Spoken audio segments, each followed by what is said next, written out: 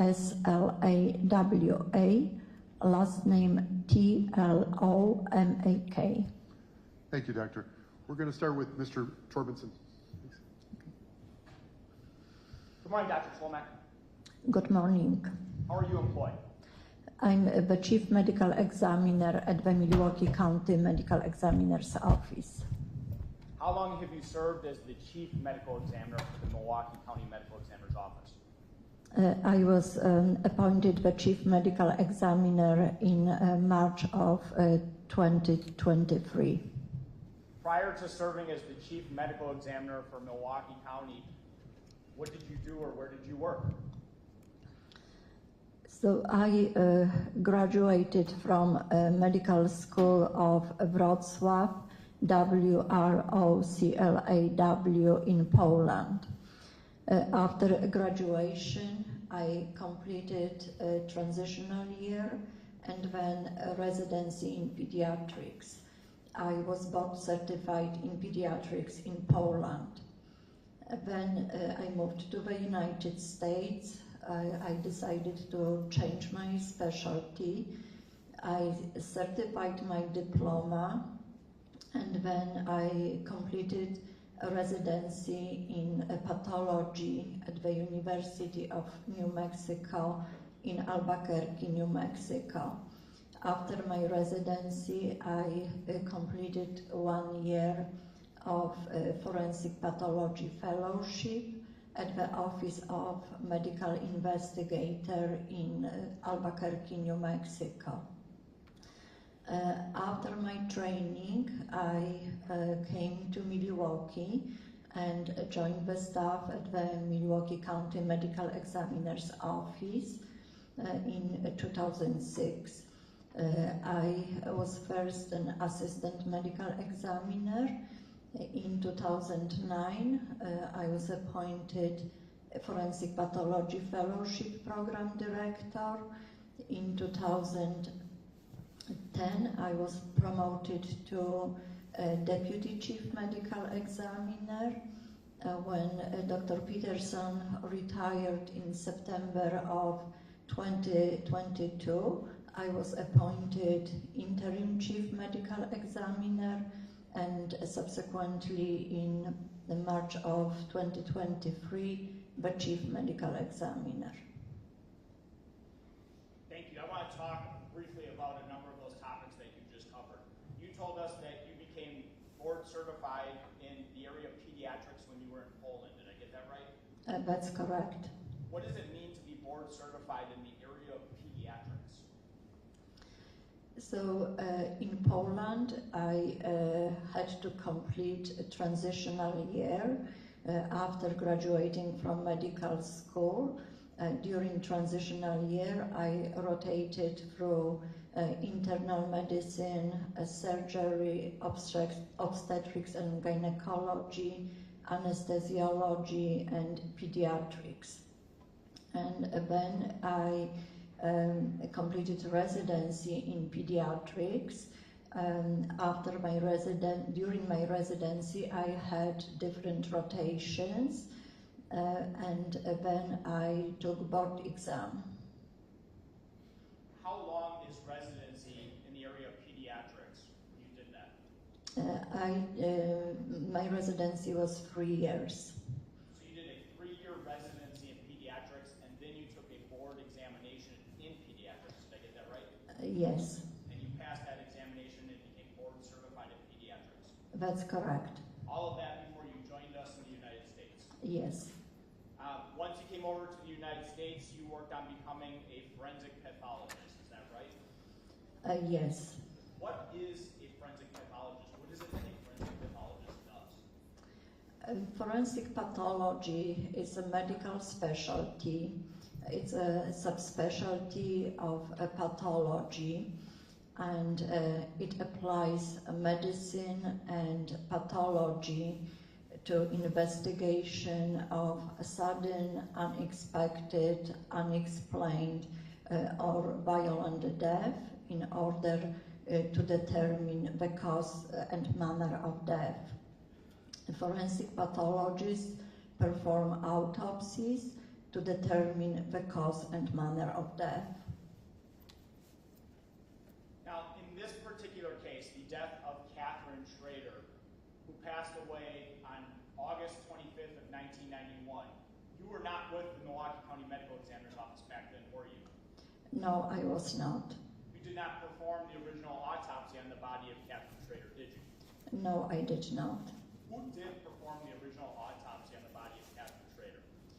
The autopsy of Catherine Schroeder was performed by Dr. Alan Stormo. And was Dr. Alan Stormo an assistant medical examiner with the Milwaukee County Medical Examiner's Office at that time, August 25th, 1991? Yes, he was. Okay. Does the Milwaukee County Medical Examiner's Office keep records through the normal course of your business? Yes, we keep some records permanently.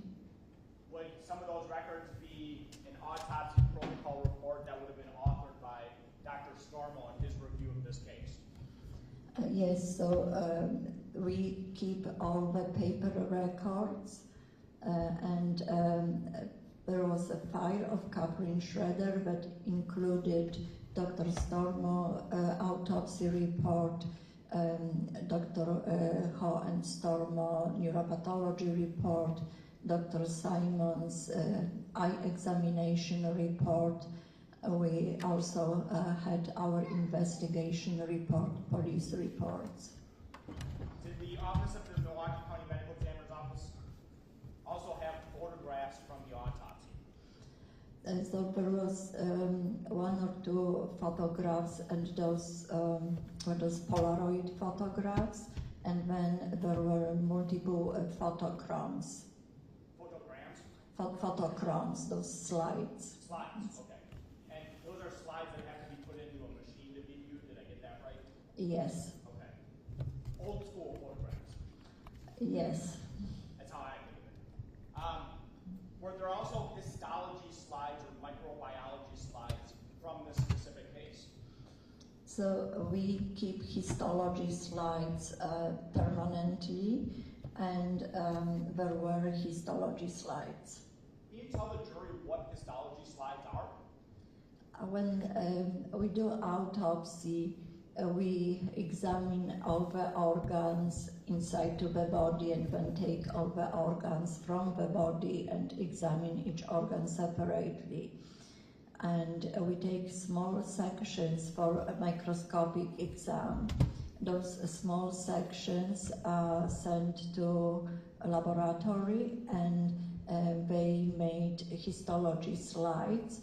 And then when the pathologist receives the slides, we look under microscope and perform microscopic examination. Now, you told us earlier that you became the interim chief medical examiner and then the chief medical examiner, I think, in 2023 to 2024. Did I get that correct? Yes, I have been the chief medical examiner for almost 18 months now. Prior to you being the chief medical examiner was Dr. Brian Peterson? Yes. And when Dr. Brian Peterson left or retired, there were a number of cases that he was involved with, potentially as testifying, is that right? Yes. Was this one of those cases? Yes, Dr. Peterson was consulted regarding this case, and I think that he expressed his opinion. After Dr. Peterson retired, did I reach out to you and ask you if you would be willing to review this case? Yes, you did. And did you write a formal opinion based on your review of this case? Yes, I did. When I reached out to you and asked you to review this case, did I provide to you all the police reports and investigative reports from this case from law enforcement? Yes, I received, I don't remember the whole list of the reports that you provided, but I reviewed the reports that you provided as well as our file. Including medical records for the decedent, for Catherine Schroeder, isn't that correct? Yes. Okay.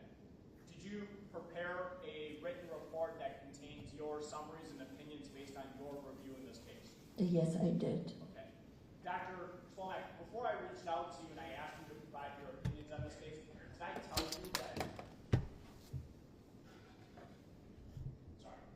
I tell you that I needed a certain opinion in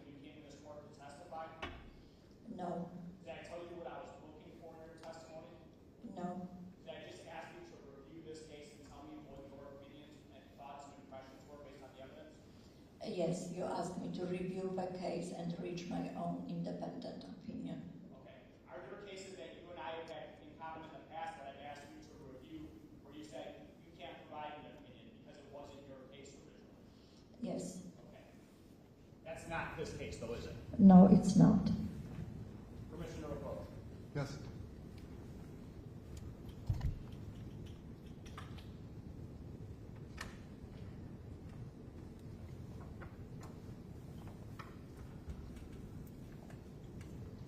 Dr. Colmack, I've handed you what's been marked as State's Exhibit number 7. Do you recognize what State's Exhibit number 7 is?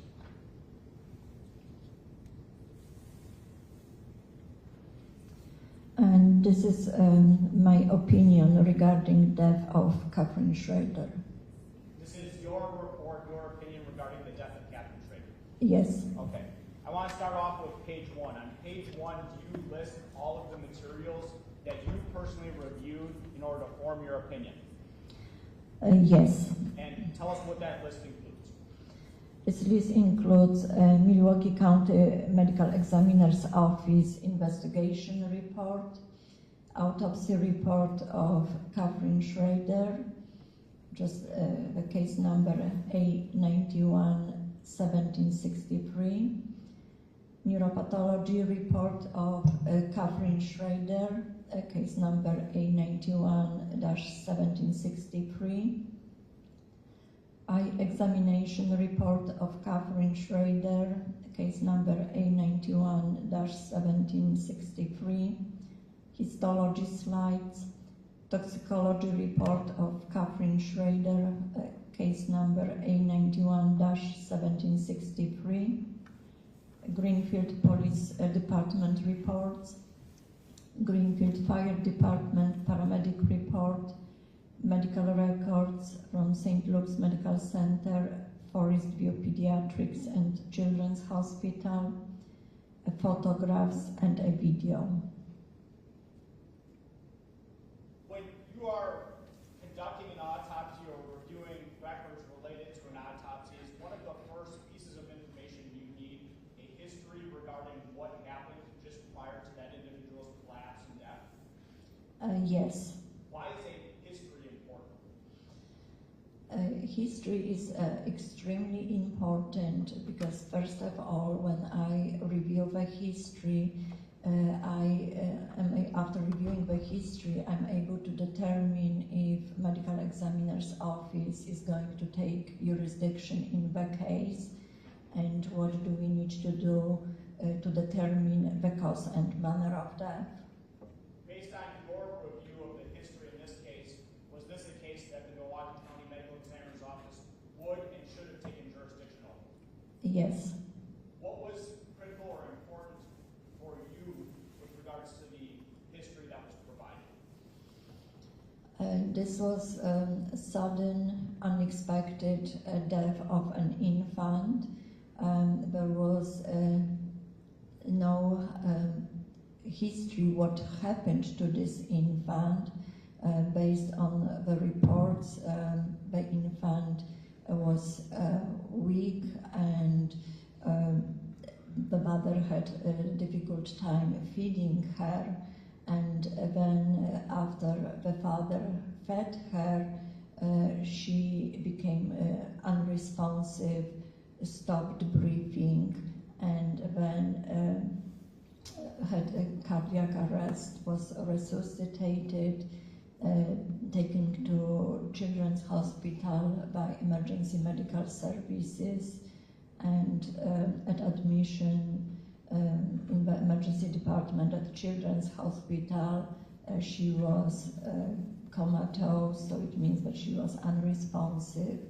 She wasn't breathing, didn't have pulse, she was cyanotic, which means that her skin had a slightly blue discoloration, and her pupils were dilated, they were reactive, they continued cardiopulmonary resuscitation, she was intubated, and there were some tests performed at Children's Hospital, CT scan of the head, revealed subarachnoid, subdural subarachnoid hemorrhages and brain edema.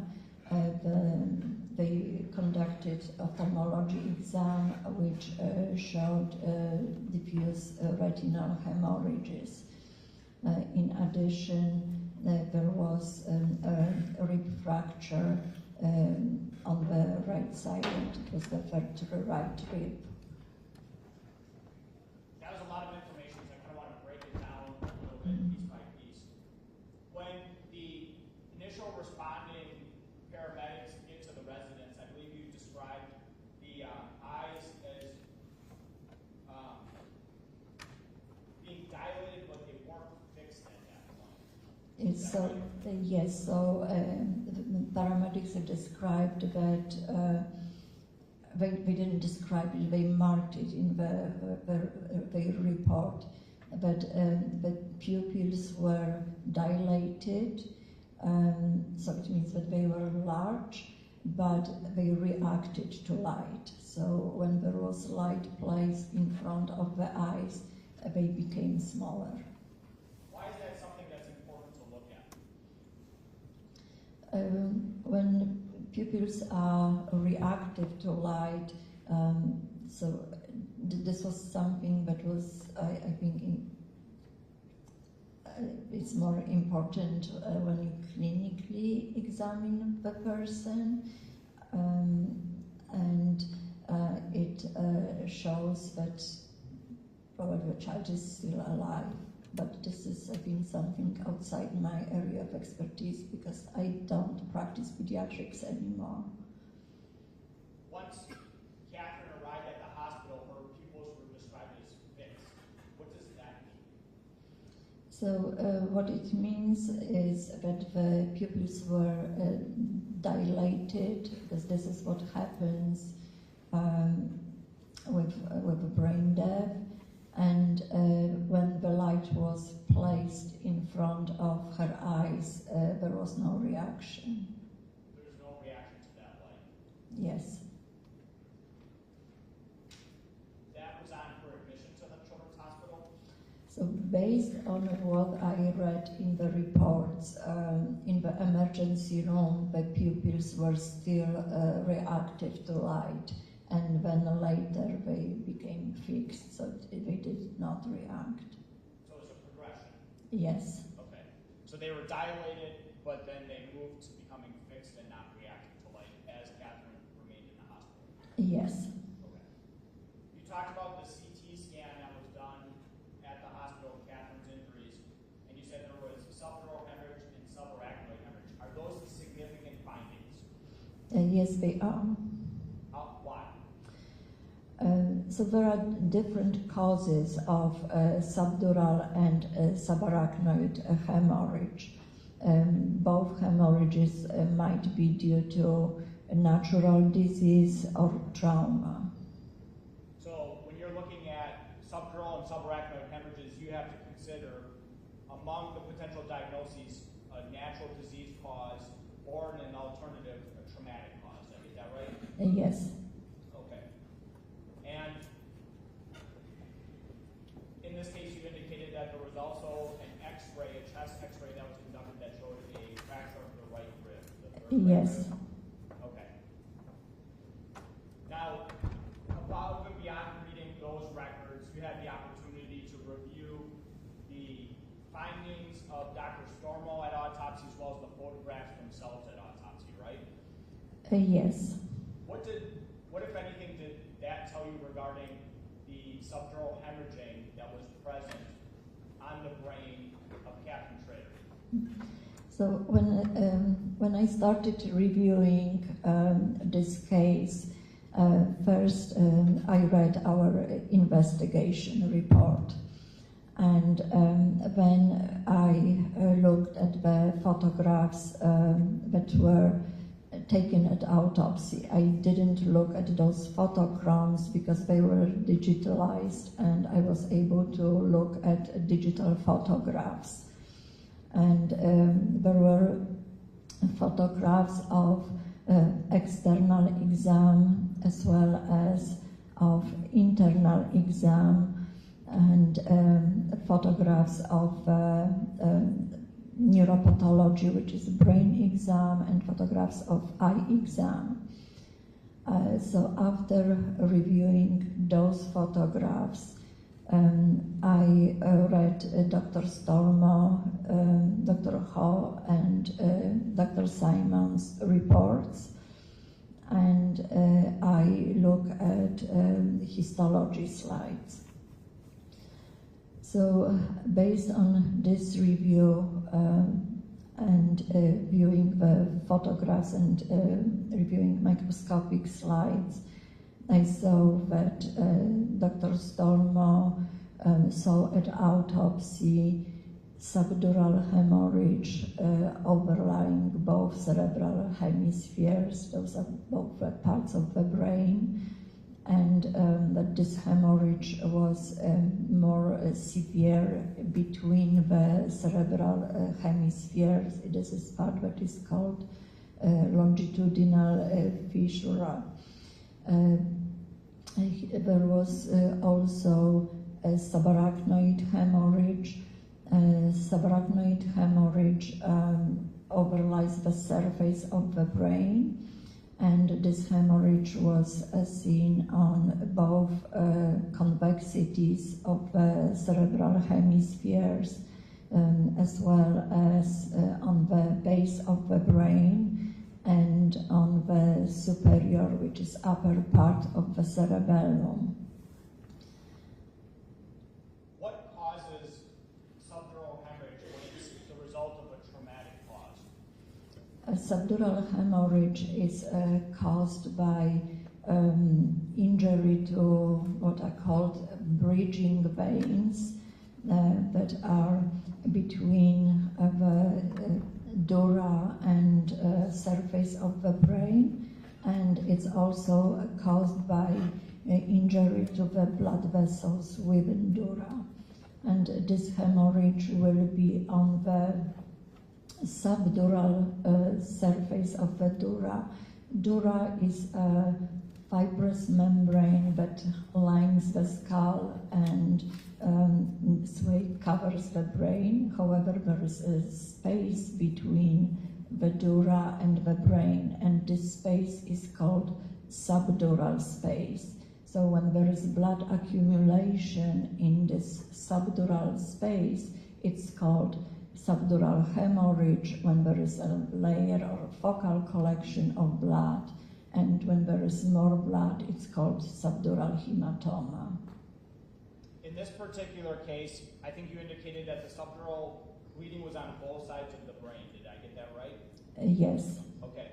Was there measurements taken about the amount of blood that was involved in that subdural hemorrhage? Yes, so based on the autopsy report and photographs, Dr. Stormo was able to collect this blood, and he described in his report that there was 6 grams of subdural hematoma. What, if any, significance do you place to that? I'm not a doctor, I don't know what that means. So it's really hard to interpret what actually 6 grams means. When I measure subdural hematoma, I measure it in milliliters. Based on the photographs, it was a significant amount for an infant, but I cannot tell what would be the significance of this 6 grams.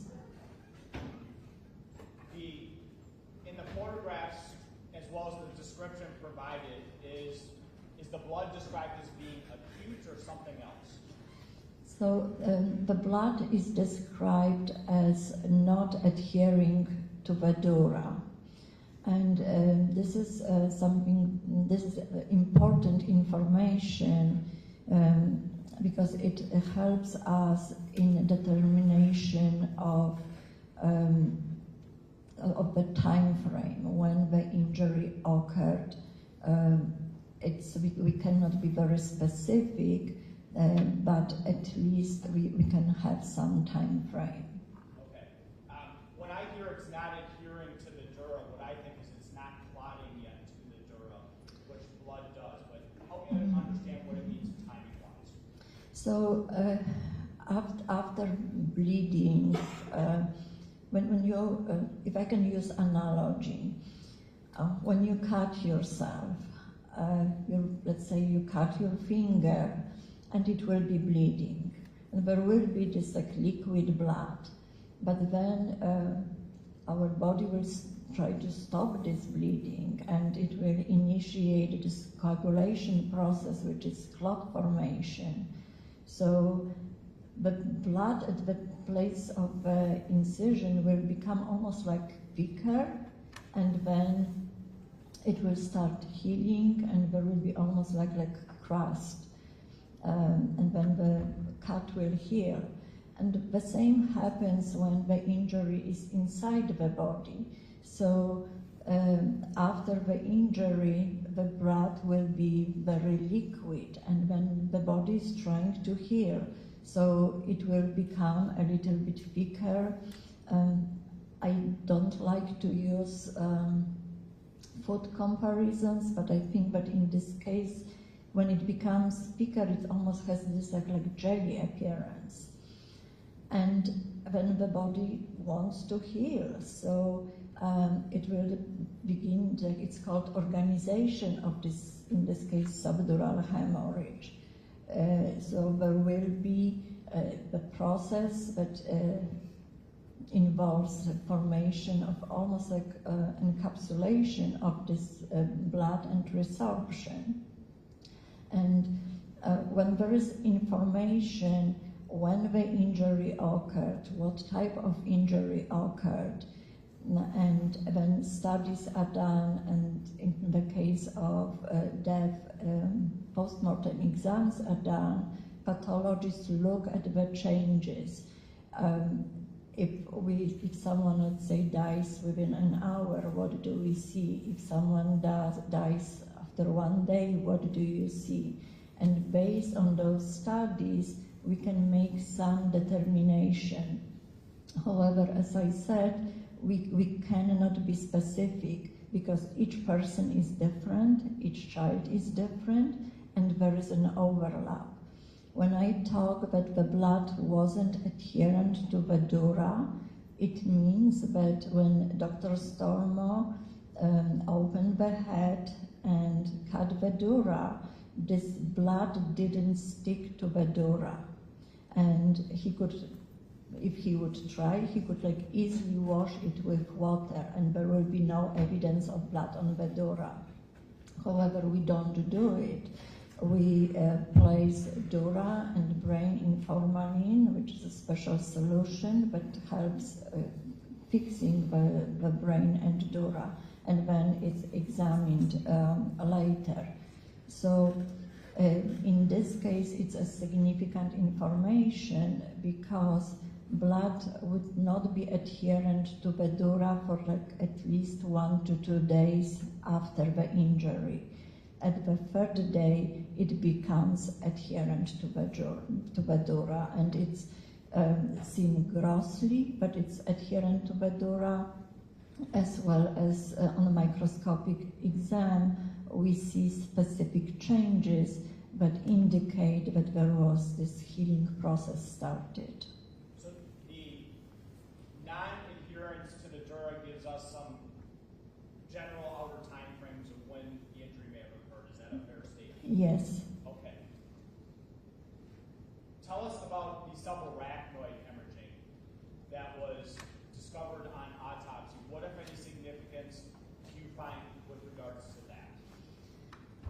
So it was documented on photographs in Dr. Stormo autopsy report, as well as in Dr. Hall autopsy report, and there were some sections taken for microscopic examination.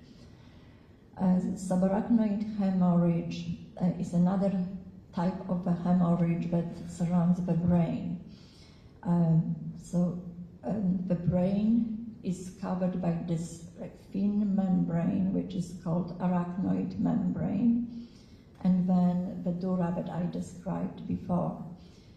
When there is a bleeding under this arachnoid membrane, so between the surface of the brain and this arachnoid membrane, it's called subarachnoid hemorrhage.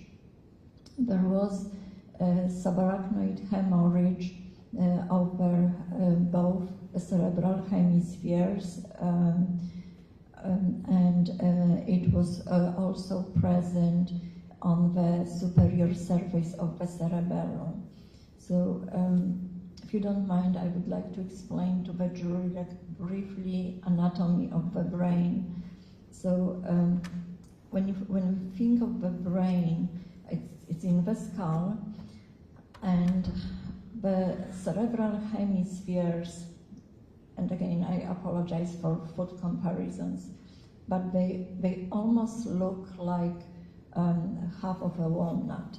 So there are two cerebral hemispheres that they are connected, and they have convexities that are in general almost like part of like a sphere, because they fit in the skull. The base of the brain is this like lower part of the brain, and at the base of the brain there is a brainstem that is connected to spinal cord, and then in the back of the skull there is part that is connected to the brain, and it's called cerebellum.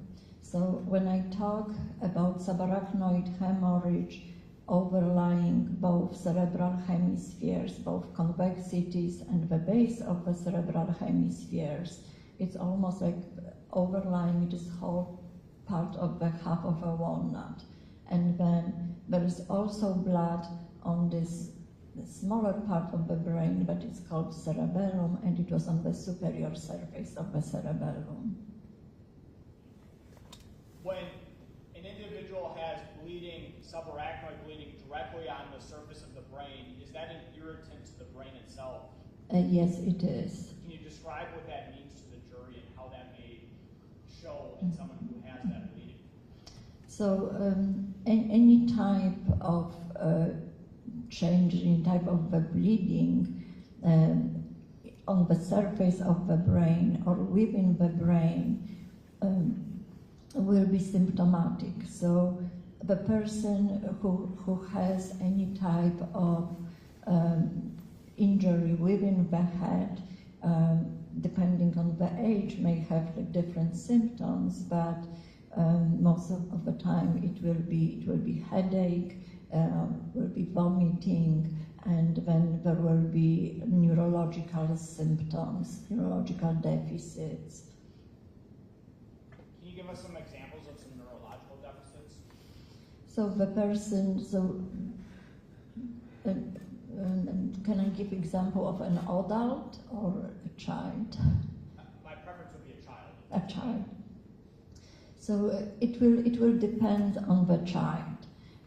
When there is an infant, very young infant, this infant cannot communicate, but the conscious, the infant may become unconscious, may become comatose with severe pathologic findings in the central nervous system, and may stop breathing, may become pulseless.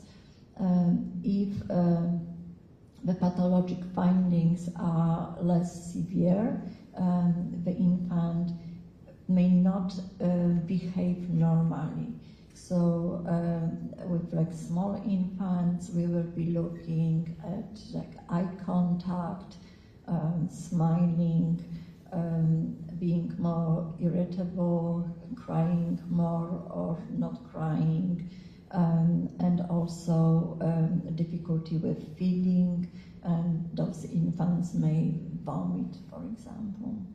In the two examples you gave us, you indicated one would be the result of severe pathology, where you would have perhaps unconsciousness, vomiting,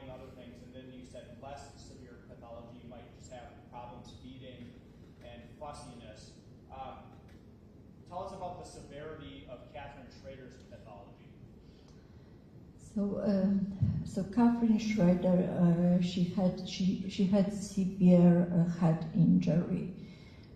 She had subdural hemorrhage that was over convexities of both cerebral hemispheres.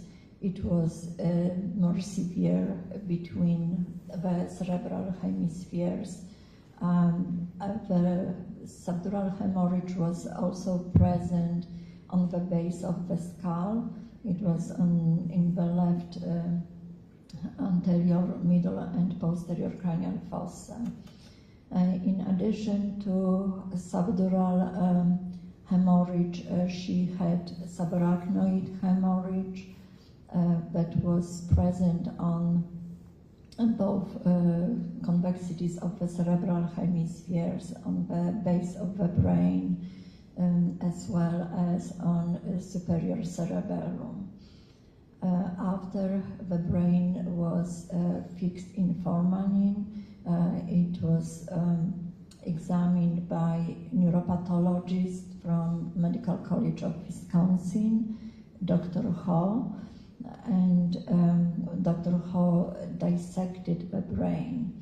When he dissected the brain, there was bleeding that measured 1 centimeter by 0.3 centimeter, and it was at the junction of gray and white matter in the frontal lobe of the brain. This finding is consistent with brain contusion, which is brain bruise.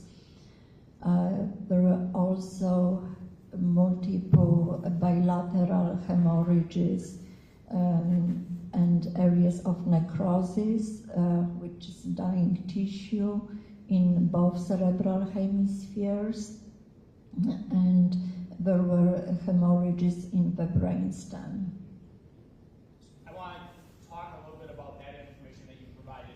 When we were talking about the subdural bleeding on the brain and the subarachnoid bleeding directly on the surface of the brain, those are markers for brain injury or brain trauma. Is that a fair statement? So those are pathologic findings that result from injury. However, they can also result from natural disease. But when we're looking at the information that you just told us, you're talking about injuries that are actually inside the brain itself. Is that a fair statement? Yes, and in this case, subdural and subarachnoid hemorrhage were markers of injury because there was no evidence of natural disease that could cause them. In this case, there's no natural disease that would explain this child's entire clinical presentation. Is that fair? That's correct. But trauma would? Yes. Severe trauma? Yes. Tell us again about the findings that you made inside the brain of Catherine Schroeder and the locations of those. I just want to make sure we understand that correctly, where those locations are and what the significance of it is.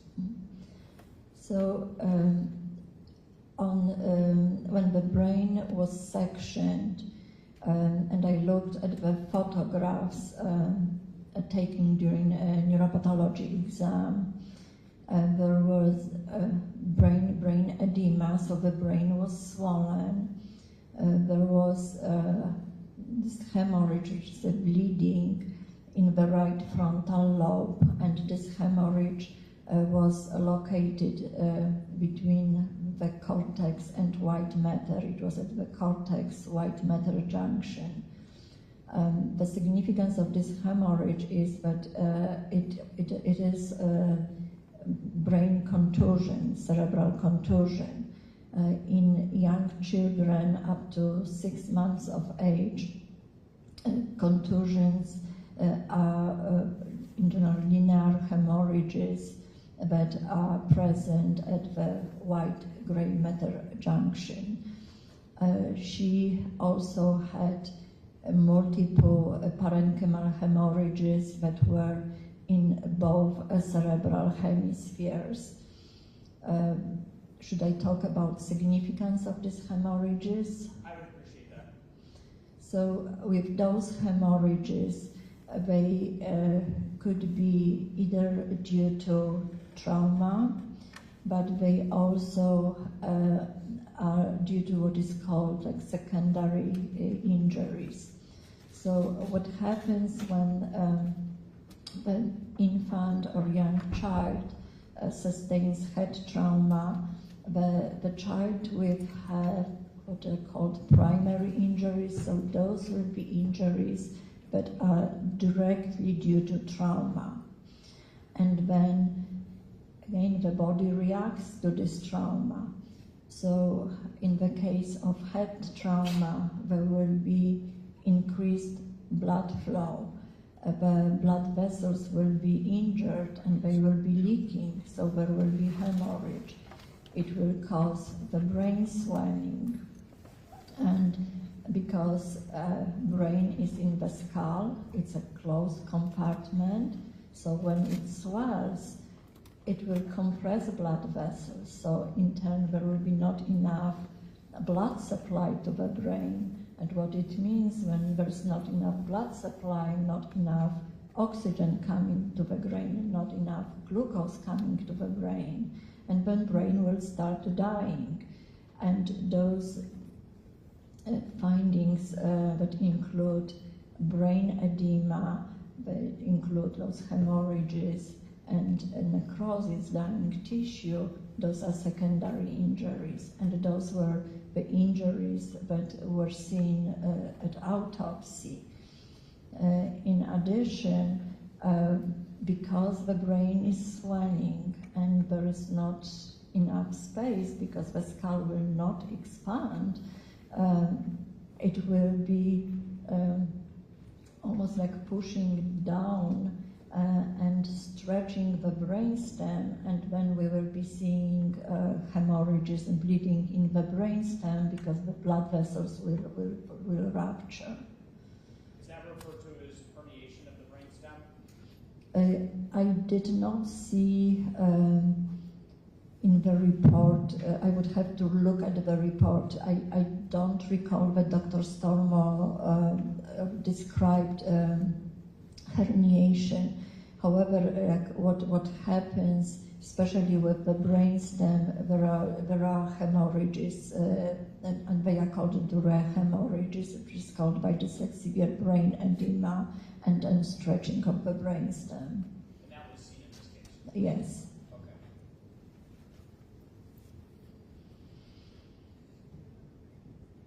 In a case like that of Catherine Schroeder's, is it also important to look at the eyes for injury? Yes, in any head trauma or any, we do eye exam. Why is it important to look at the eyes?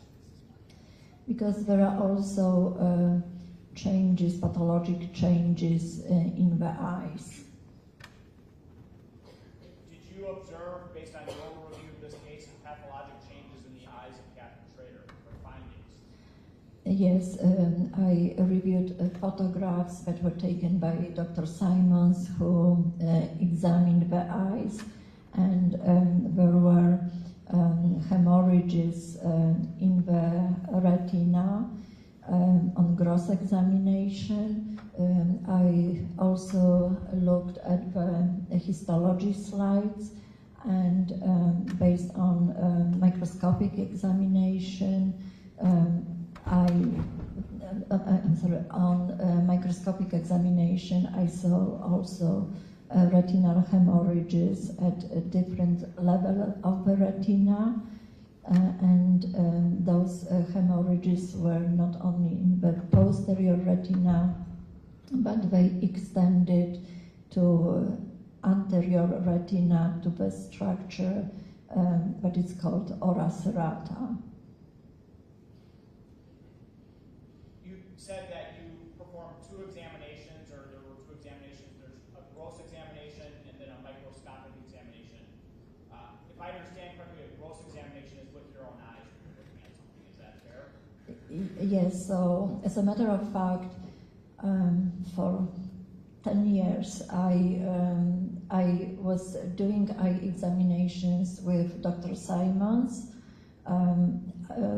We remove, in the cases where we need eye examination, the eyes are removed at autopsy, again placed in formalin, and then Dr. Simons was consulting our office and doing our eye exams.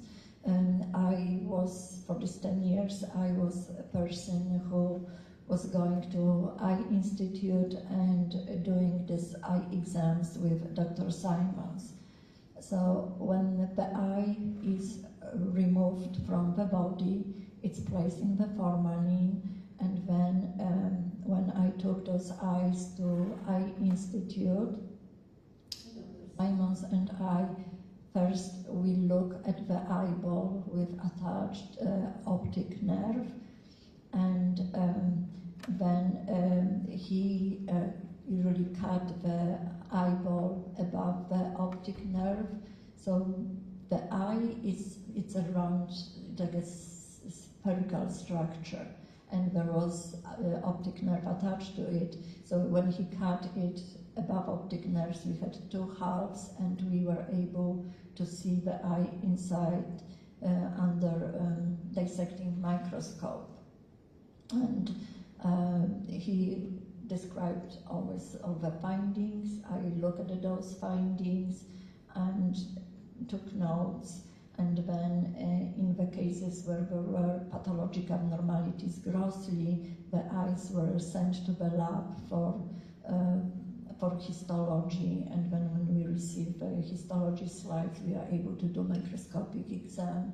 So in this case, there were photographs of eyes, dissected eyes, and I was able to see that there were those retinal hemorrhages, and then on microscopic exam I saw confirmation of these retinal hemorrhages. There was blood in the different layers of the retina and in different parts of the retina.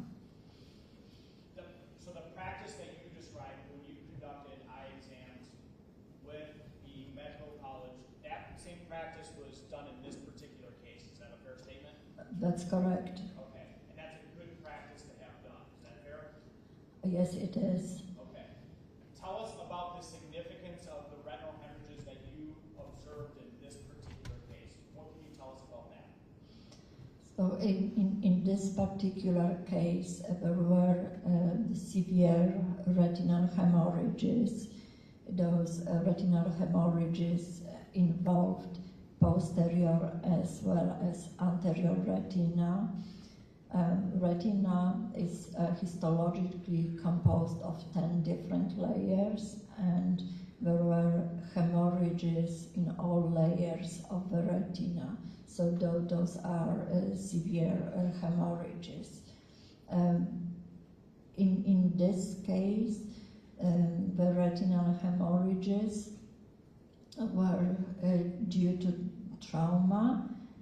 However, because of the brain swelling, there could be also some component of increased pressure in the skull that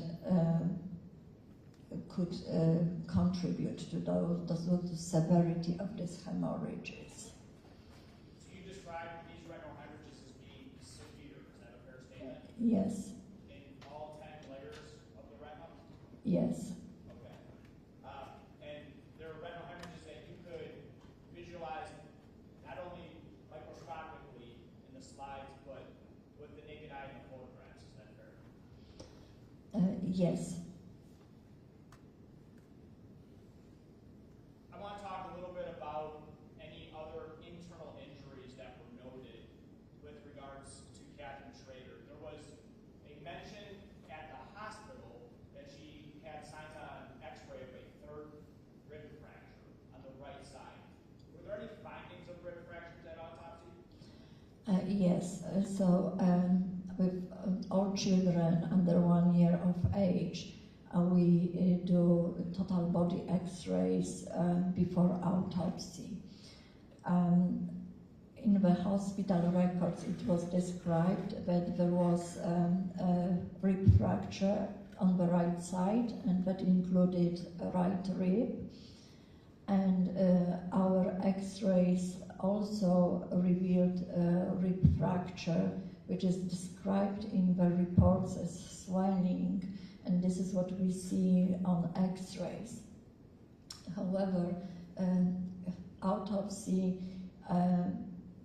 when we review x-rays, this is almost like a photo, not photograph, I mean, in quotation, photograph. When we do autopsy, we actually see it. So when Dr. Stormo did the autopsy, and if I remember correctly, he documented it in photographs. He saw rib fractures on the right side, and those were rib fractures of the second, third, fourth, and fifth right rib, and the fractures were located at the posterolateral, which is like means back and side of the chest. It's in medicine we use posterior axillary line.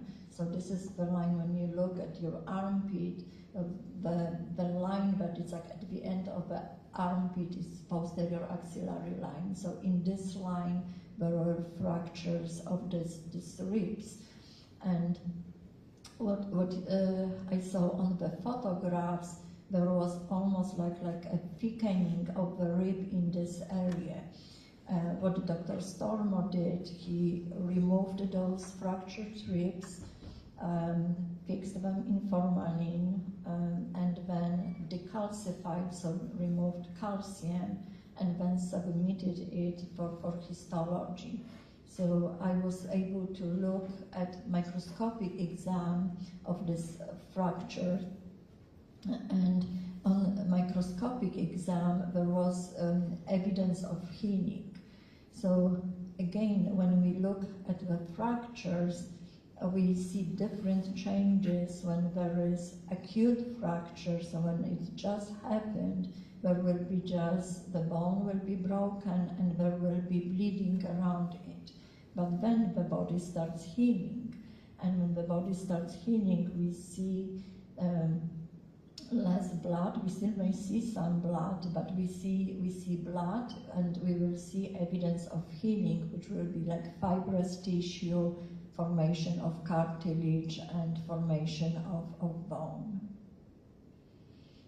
What, if anything, can you tell us based on the signs of healing that you saw with regards to the timing of when those fractures may have occurred? So, based on radiology findings and gross examination and microscopic examination, again, I cannot be specific, but it would be between 1 to 2 weeks.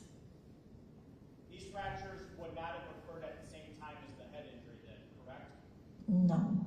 Okay. Beyond those findings, were there findings of actual injuries inside Catherine's mouth? Yes, so she not only had small injury inside of her mouth, she also had a small abrasion, which is a skin scrape on the right side of the chin, and she had another abrasion on the left ear.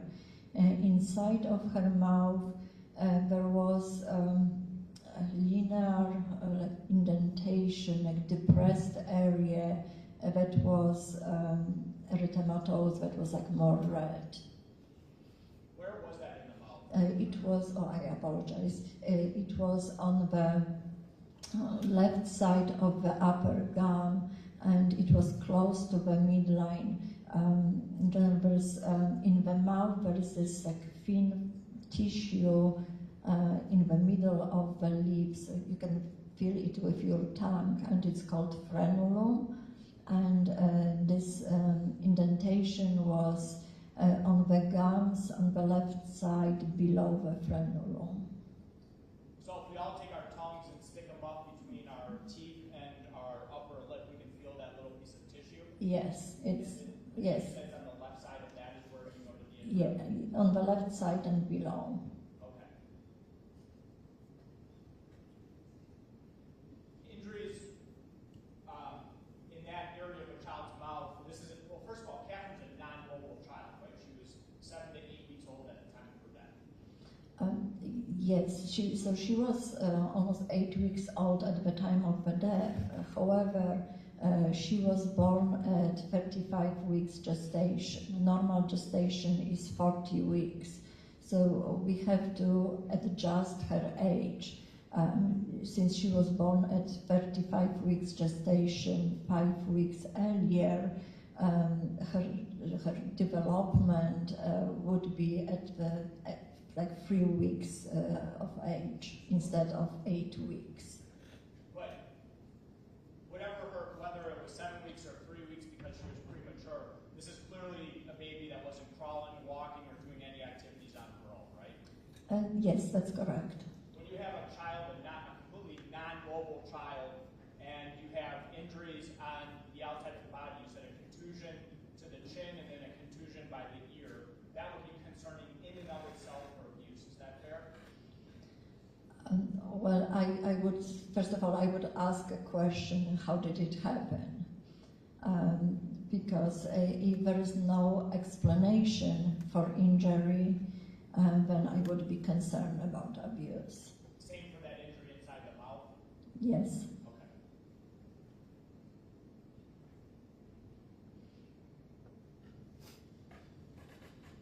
I forgot to ask you, I think I moved on too quick from the eyes, but beyond the retinal hemorrhaging, were there any other signs of hemorrhaging on the eyes themselves?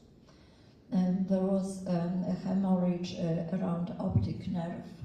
What, if any, significance do you place on hemorrhaging to the optic nerves? Was that in both eyes? It was in both eyes. And what's the significance of that? So hemorrhage of the optic nerve is also seen in head trauma.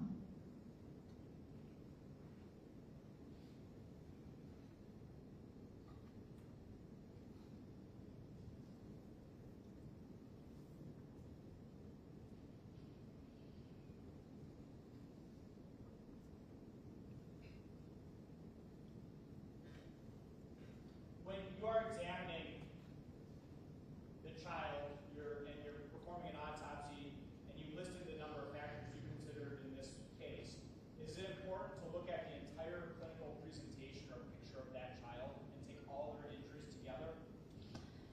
Yes. Okay. Did you do that in this particular case?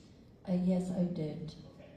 Based on your findings at autopsy, in conjunction with all the materials you reviewed, what was the cause of Catherine Schroeder's death on August 25th of 1991?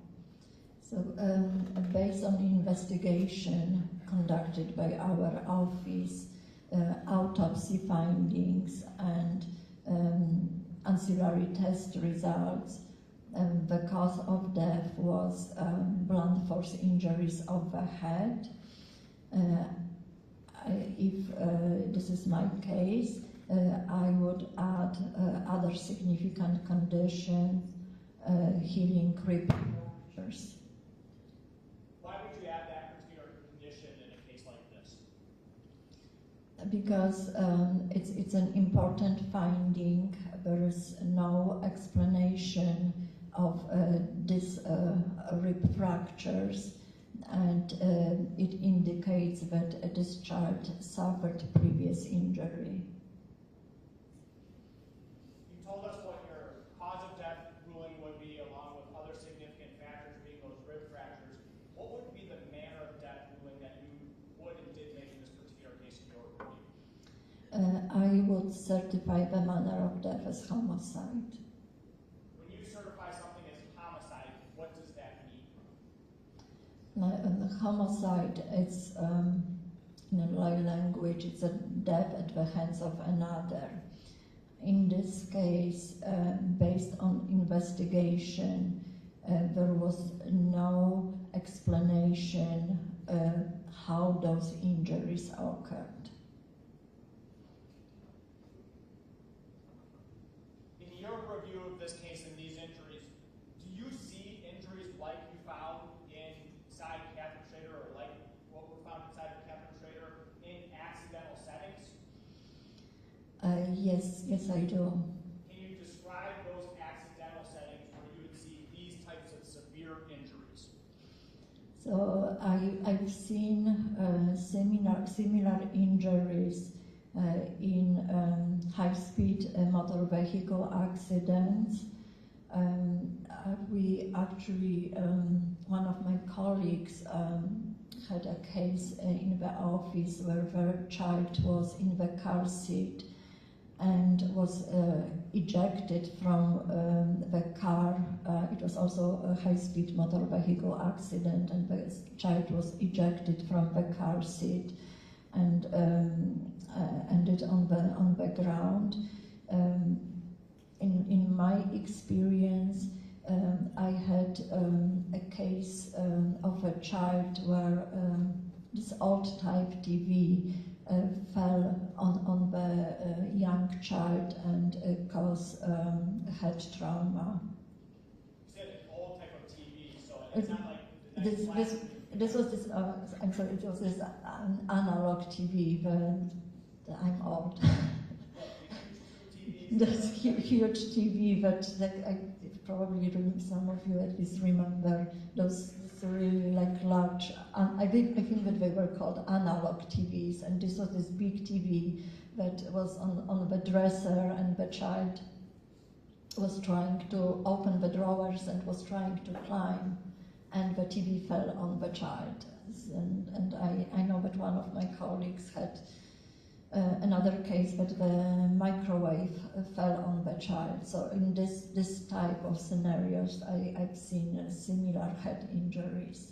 So high-speed motor vehicle crashes or crush injuries of a child where the head is being compressed by two different objects. Yes. One with significant weight, the other being the floor or the ground, right? Yes.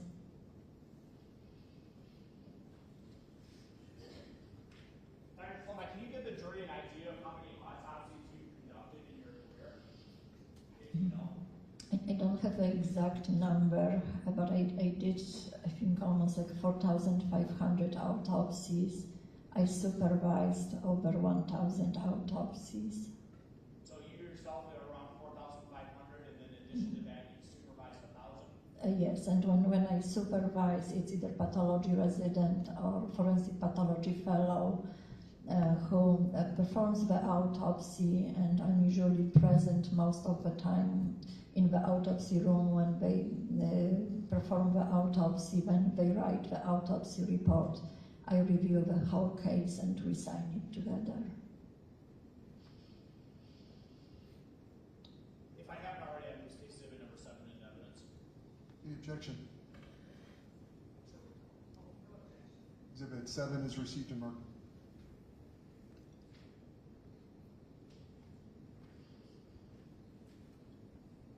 We're going to take a jump in numbers. I'm handing what's been marked as case exhibit 42. Do you recognize what that is?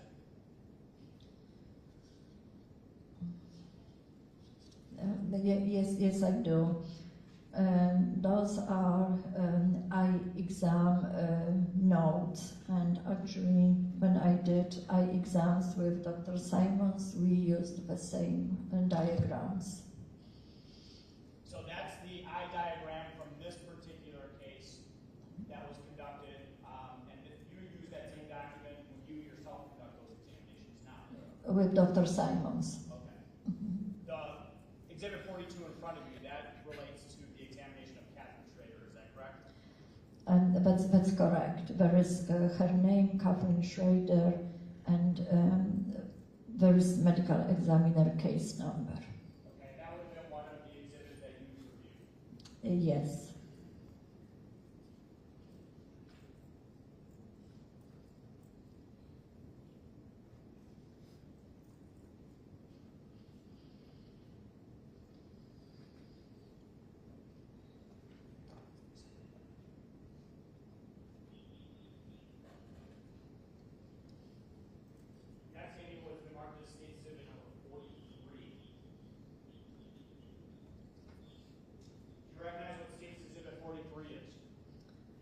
State Exhibit 43, it's a neuropathology report. It says a bit of central nervous system, and there is a gross description of findings and pathologic diagnosis. This exam was conducted by Dr. Ho and Dr. Stormo. Is that one of the records you would have reviewed in forming your opinions and conclusions in this particular case? Yes, the only difference is that in our records there is signature of Dr. Ho, and in this one it's just like signed by Dr. Stormo. So your official record has the signatures of both? Yes. Okay. I move 43 then, please. Exhibit 43 is received and marked.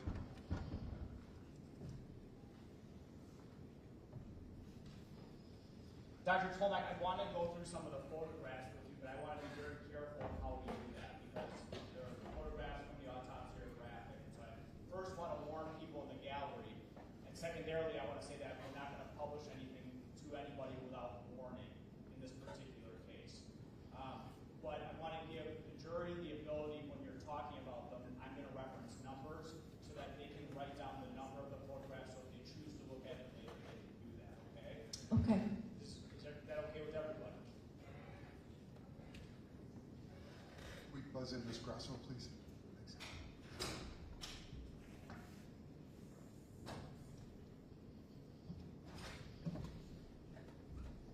All right, the first group of photographs I'm going to give you, I believe, are from the police files. And before I start going through them, in this particular case, was there a record that there were members of the Greenfield Police Department present for the autopsy?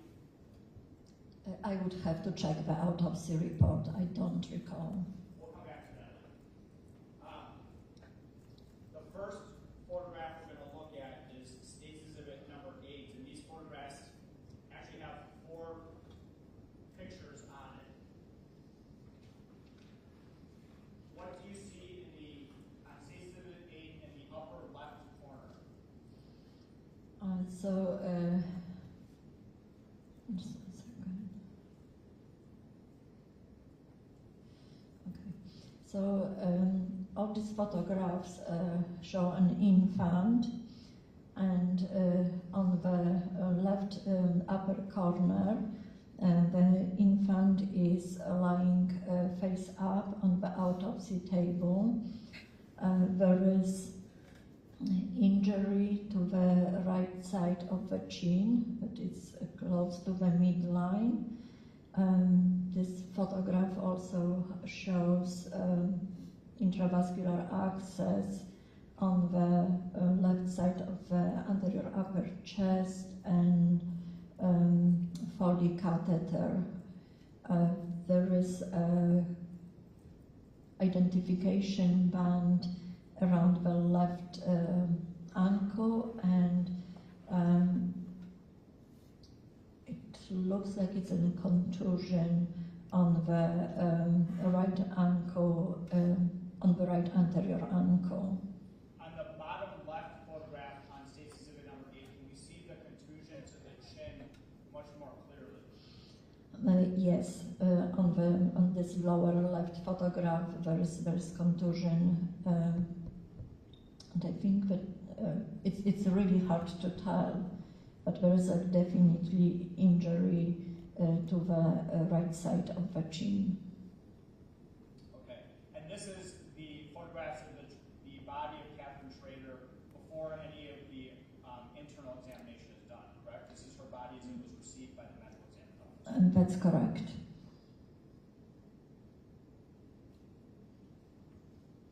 I'm going to show you State's Exhibit number 9, and I just want to talk about 2 photographs on State's Exhibit number 9.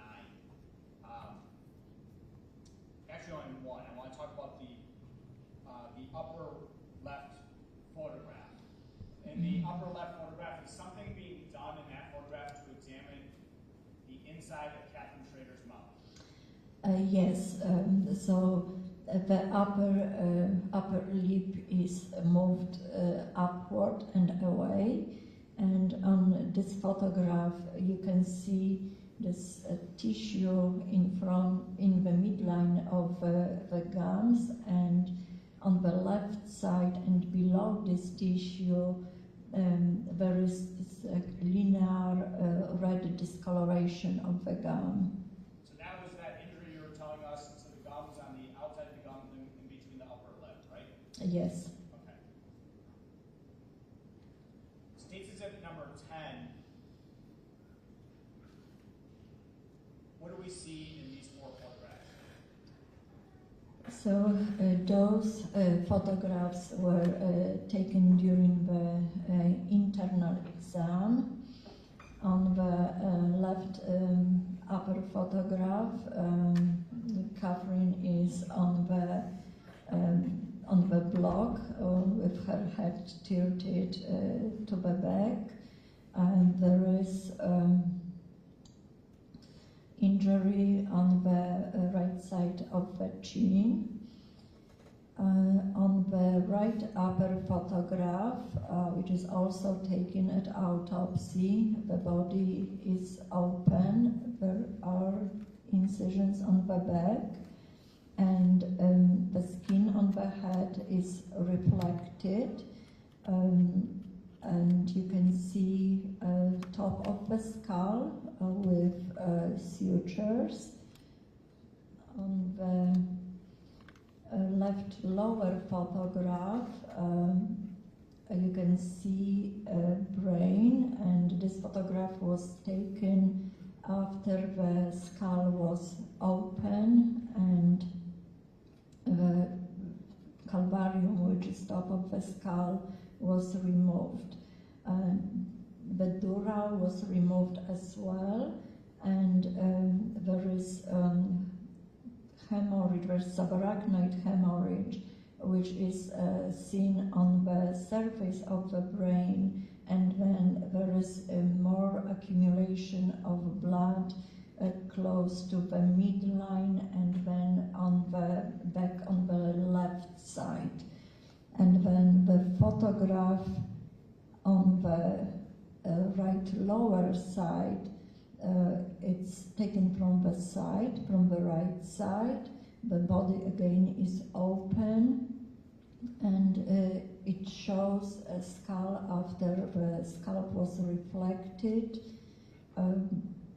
There is anterior fontanelle. It's really hard to make any determination about sutures in the skull, if they are dilated or not. I cannot tell. This is States Exhibit 11.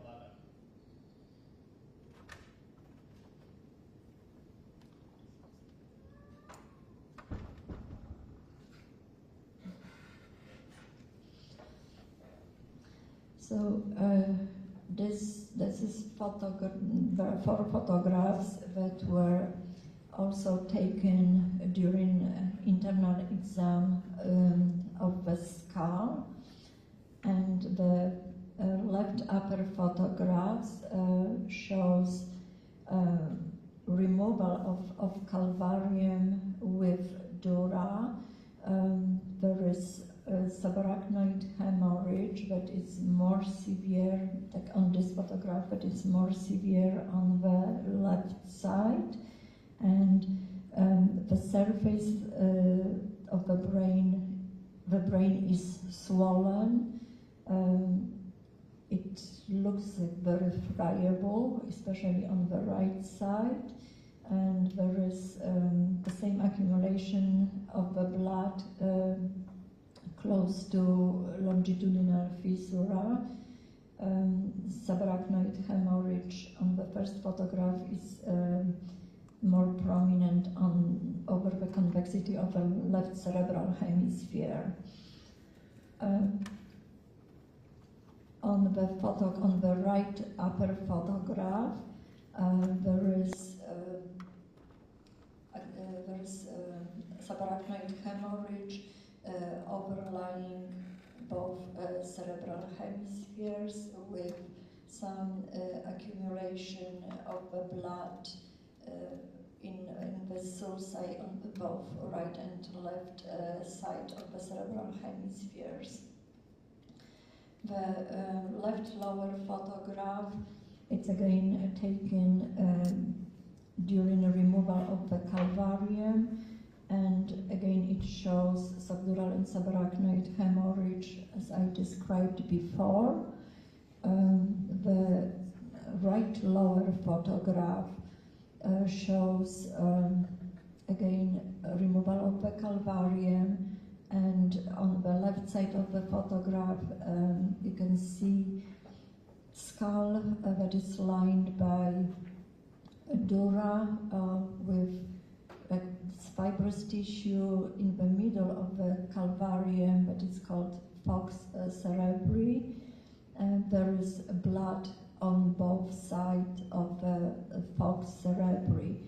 And then you can also see a brain still in the skull with subarachnoid hemorrhage overlying both cerebral hemispheres, and some accumulation of the blood in the sulci on both right and left side.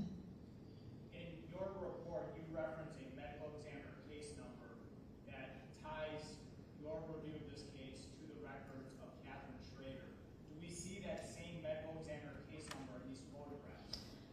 Yes, there is a case number ME stating for medical examiner 91, which will be 1991, and then slash 1763, which is the case number.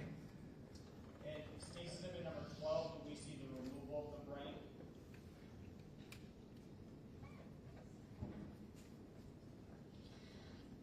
Yes, so these photographs, they actually show calvarium on this photo. It's a photograph.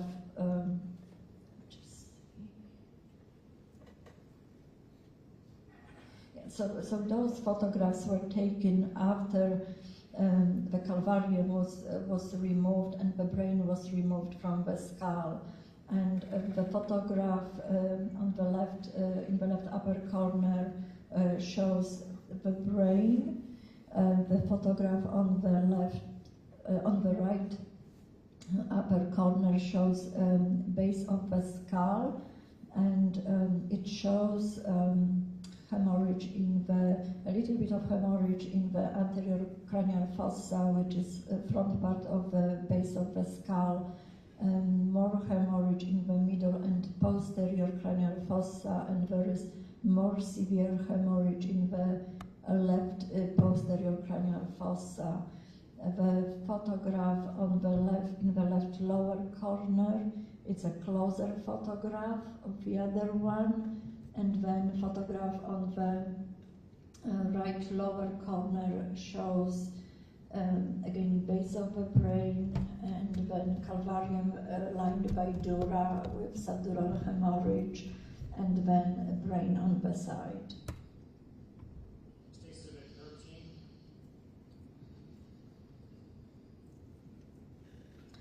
And this photograph also shows a brain and the skull.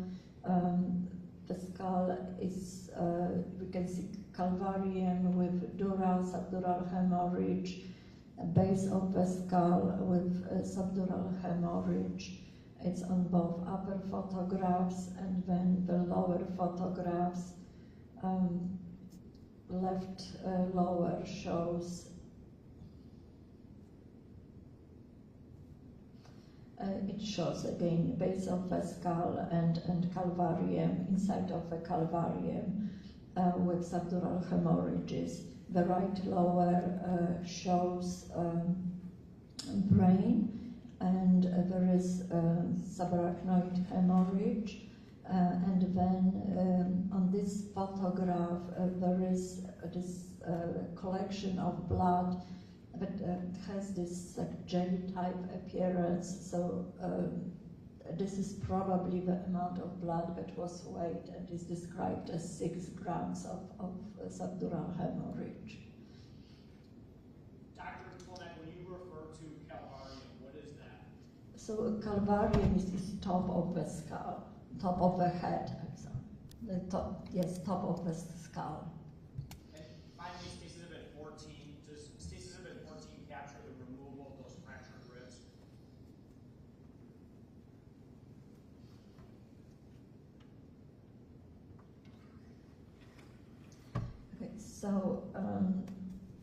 So upper photographs, right and left, the baby is lying face down on the autopsy table. There is an incision in the midline of the back, and the skin is reflected, and this photograph actually those two photographs show a removal of the spinal cord. There appears to be subarachnoid hemorrhage because the dura is open, and then on the photograph on the right side there is some collection of the blood at the end of spinal cord, and this part of the spinal cord is called cauda equina. The lower photographs show ribs, and those are those posterolateral fragments of ribs. The photograph on the left has an arrow pointing to the rib fracture that was seen grossly, and the photograph on the right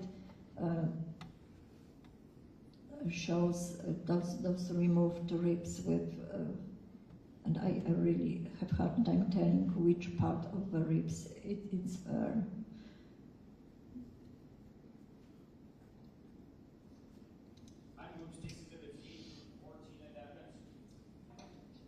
Exhibits 8 through 14 are received in March.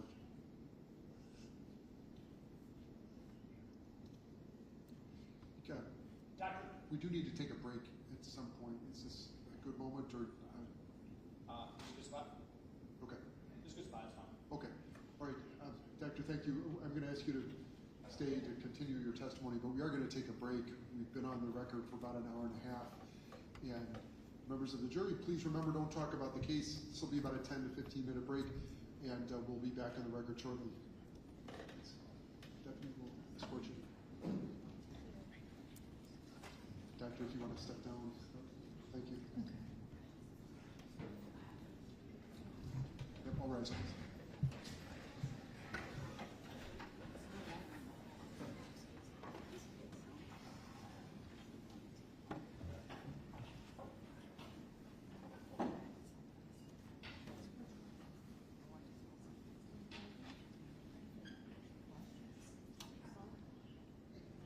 Anything before we break, Mr. Torbenson? No. Mr. Glenn and Ms. Biggs? Oh, okay. All right. We're on break for about 10, 15 minutes.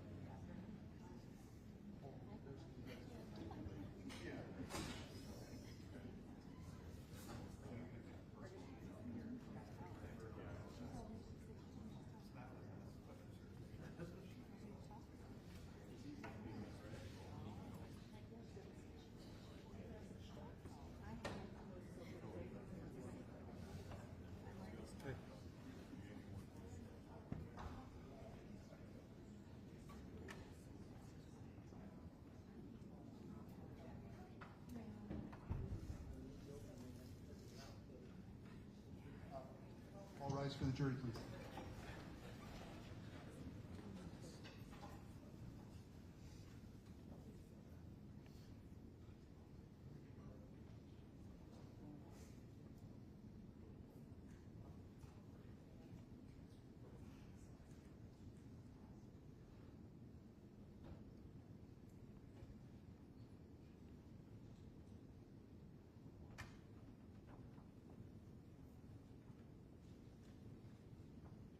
Thanks, everyone. Please take your seats. I have called again for help with the temperature. I can't make any promises, though. We'll see what happens. Hopefully by this afternoon it will be better. But we are continuing now with Dr. Tolomac's testimony and Mr. Torbenson. Or winter coats tomorrow. Or hats are allowed and gloves too, if it comes to it. Okay. Dr. Tolomac, I want to show you a group of photos. I don't want to go through them in great detail unless there's one that you identify that you believe would be significant to talk about, okay? But I just want to show you a group of photos. They're marked 14 through 34. And I just want you to indicate whether or not these are part of the photographs that you believe is part of the autopsy.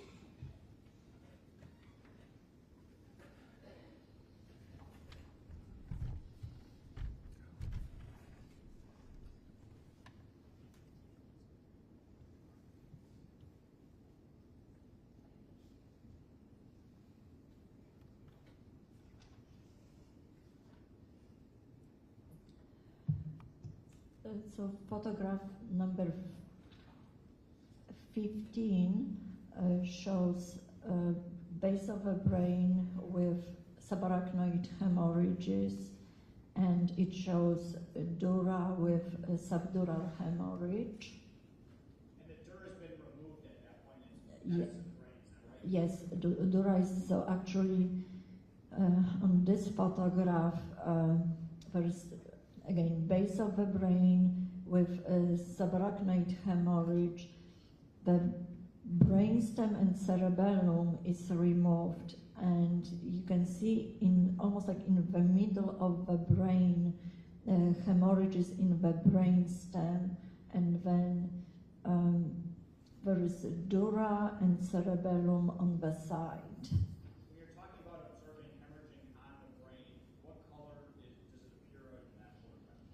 So in this photograph, it's a red-brown.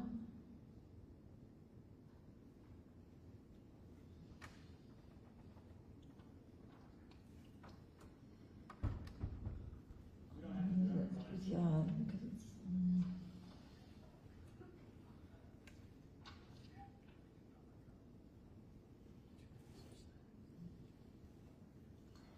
Photograph 18 is very dark, but it shows subarachnoid and subdural hemorrhage.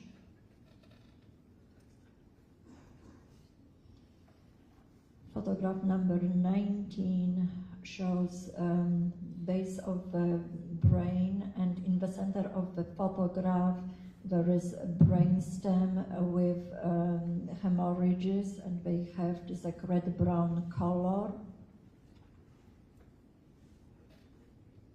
Photograph number 20, exhibit number 20, shows close-up of a brainstem with hemorrhages, also red-brown color.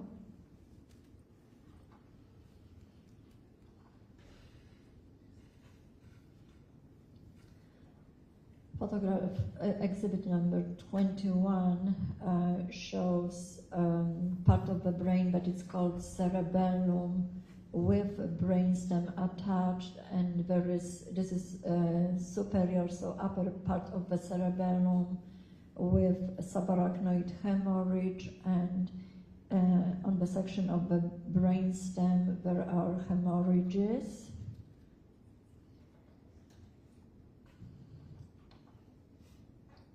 It's again close picture of the brainstem with hemorrhages. Photograph 23 shows cerebral hemispheres, specifically convexities of the cerebral hemispheres with subarachnoid hemorrhage.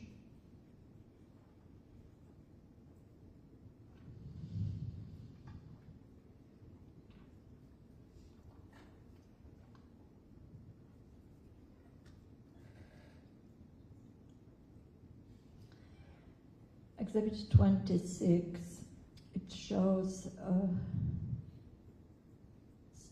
it's a coronal section of cerebral hemispheres, and on the left side there is this bleeding that I described at the junction at the white gray matter junction, and it has like dark brown color.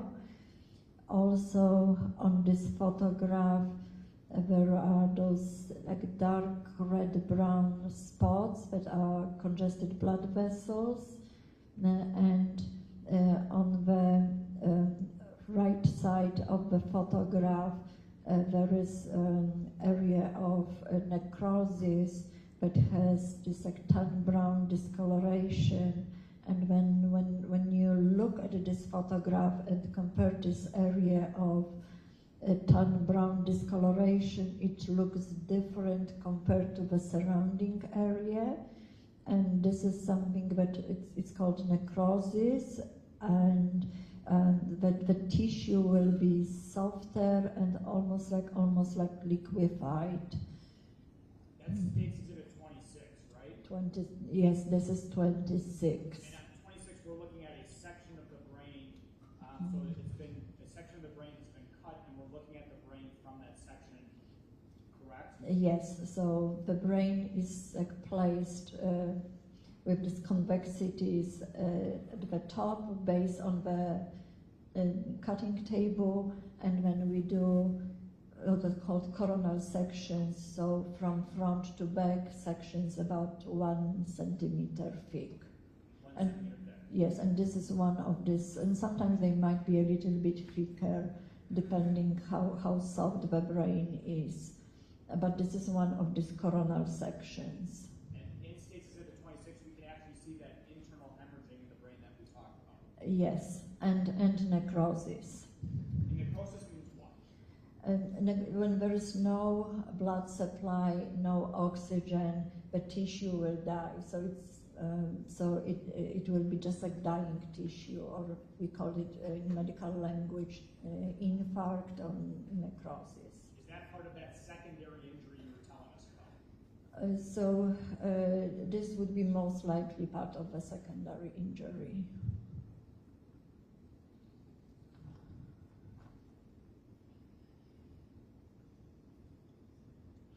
And Exhibit 27.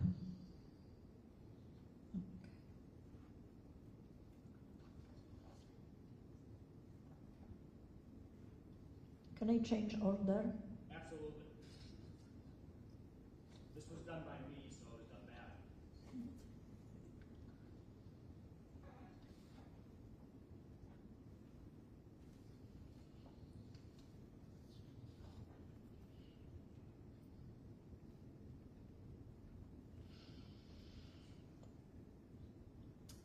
Okay, so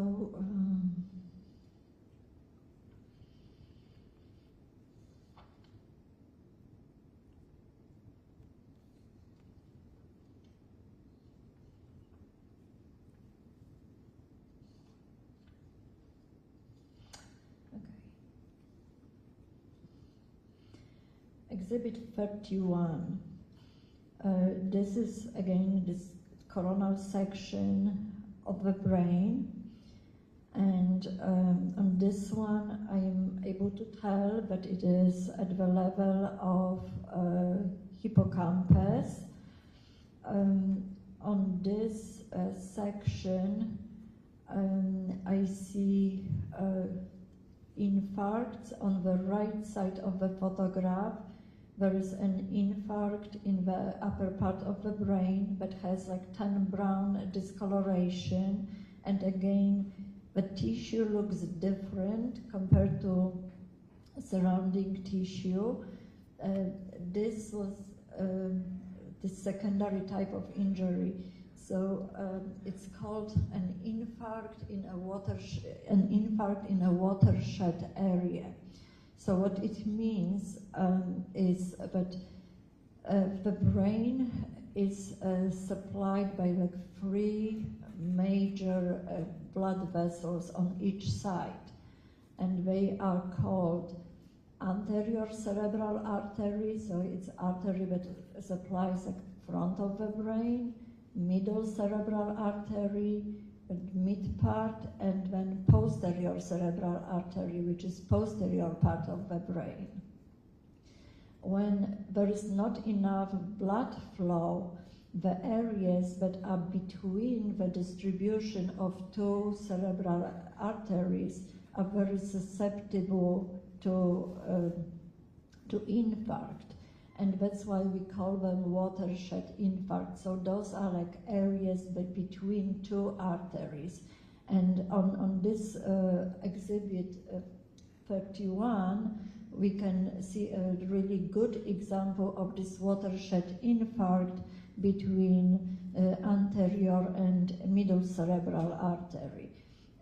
There is also infarct on the left side of the photograph, which is not as prominent. It's visible, but it's not as prominent as the one on the right side. In addition, in this photograph, at the bottom part of the photograph, there are 4 areas that are red-brown, and those are also infarcts.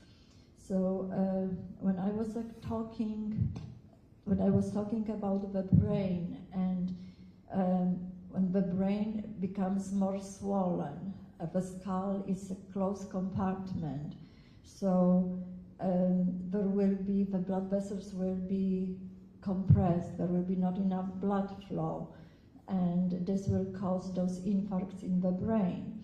And those will be not only arteries that are compressed, but also veins.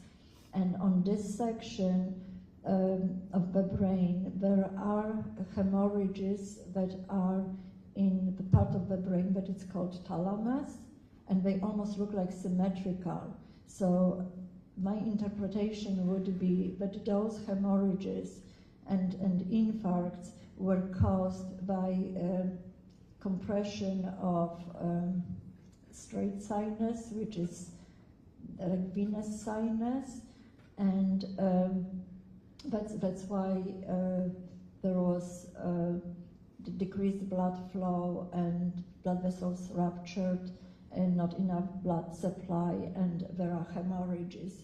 There are also hemorrhages above, like both hippocampi on this exhibit 31. And then I will go back to exhibit 27, which shows close picture of those hemorrhages in both thalami and above both hippocampi.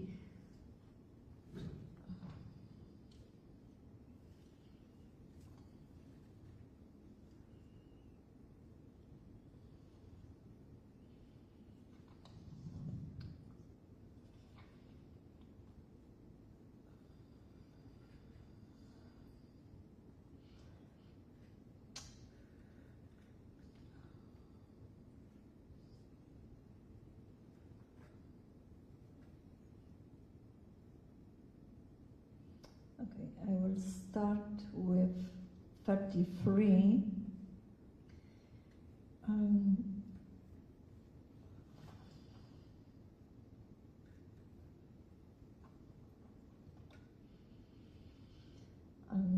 So with exhibit 33, the label exhibit and the photo label should be upside down to look at this photograph. She's telling me I did a good job. Oh, well, I can explain why the label is, I'm sorry, I shouldn't be showing it, why the label is this one. When I started working in medical examiner's office, Dr. Ho was still working at Medical College of Wisconsin. And anytime we had a brain for neuropathology exam, he was coming, and what was happening, it was a table. He was on one side dissecting the brain, and the pathologist was on the other side. So the pathologist was taking pictures, he was dissecting the brain, and that's why when you look at it, the brain slices were placed correctly for him to see, whereas we saw it upside down, and the label was toward us. So it's a good excuse for him, a bad one for me.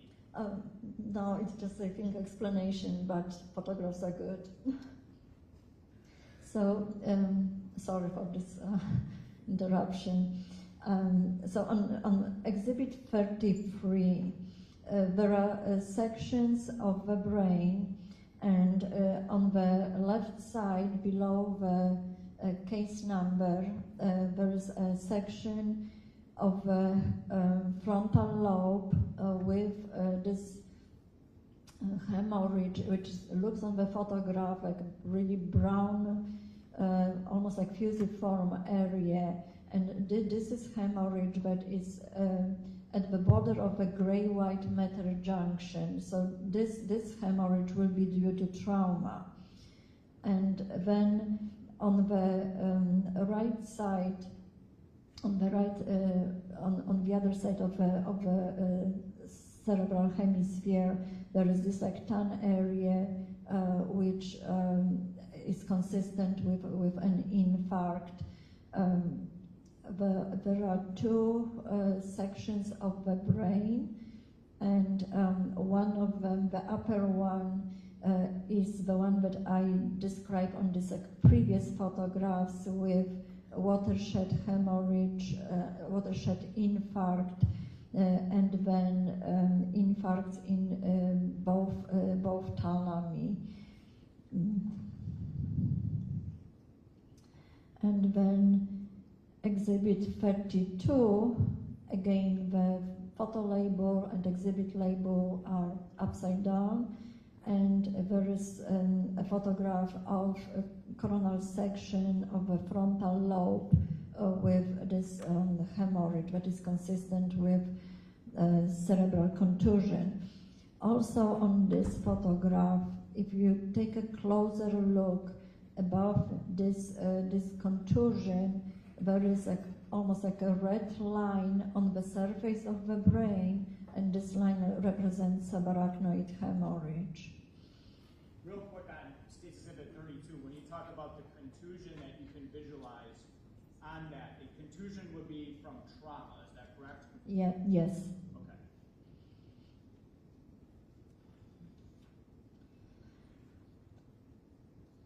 Okay.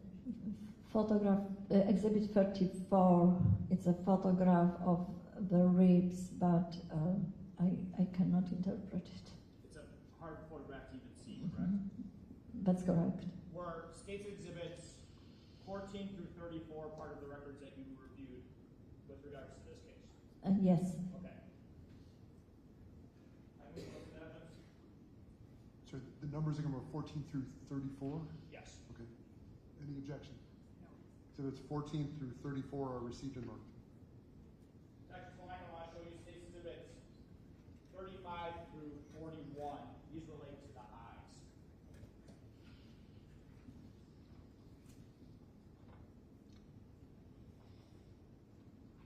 Okay. So State Exhibit 35, those are photographs of the right eye. The reason I know that this is right eye, it's because on the label in the right lower corner it says OD, which means oculi dextri. It's from Latin right eye.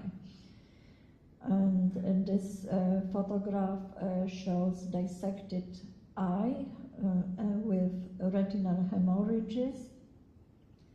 And those retinal hemorrhages are present in the posterior as well as anterior retina.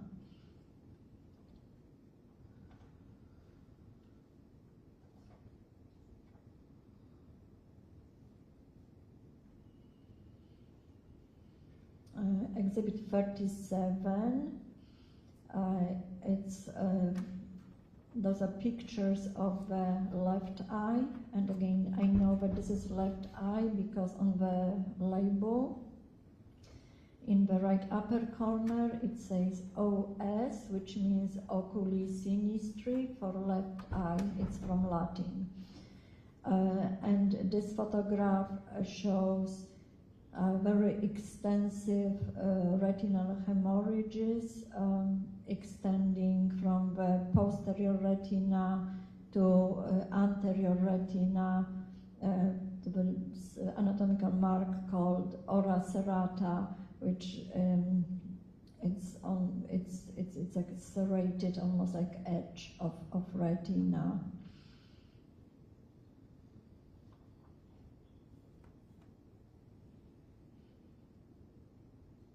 I'm sorry.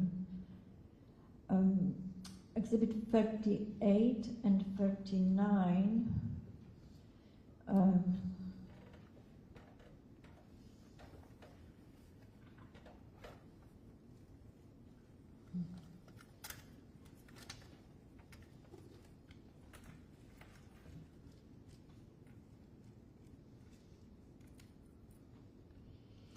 It's a close picture of retinal hemorrhages. There's no photo label, but when I'm comparing both images of the right and left eye, I think that this is from the left eye, where hemorrhages were more extensive.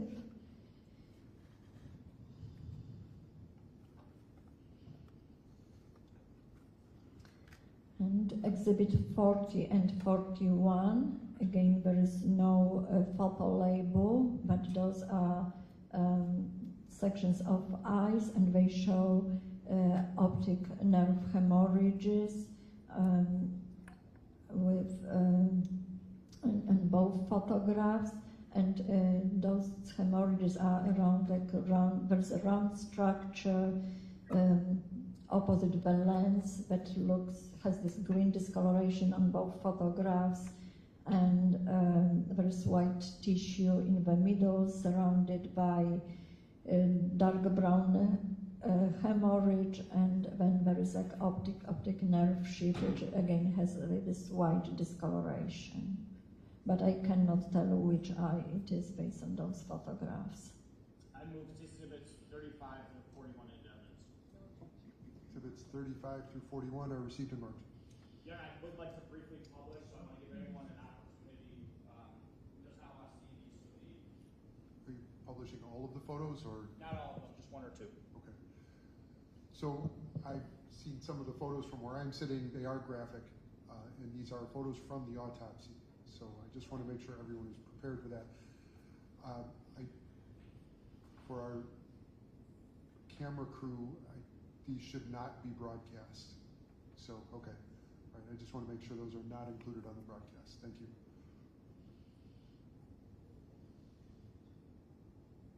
Dr. Tomac, I wanted to show one photograph. This is State's Exhibit 37 that you talked about. This is where you can visualize with the naked eye for gross examination the hemorrhaging throughout the entirety of the eye. Is that correct? That's correct. How should this normally look? I think that if you could show a photograph from the other eye, there will be some like areas how it should look. I'll let you tell me which one I should show.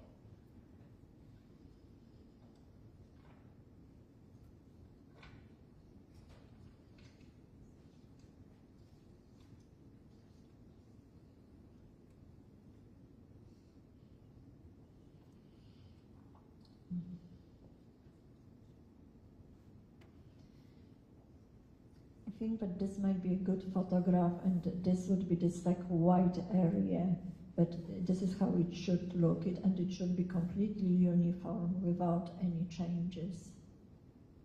I'm going to show State's Exhibit 35. Do you feel comfortable telling us, if you mind getting down and explaining it to us?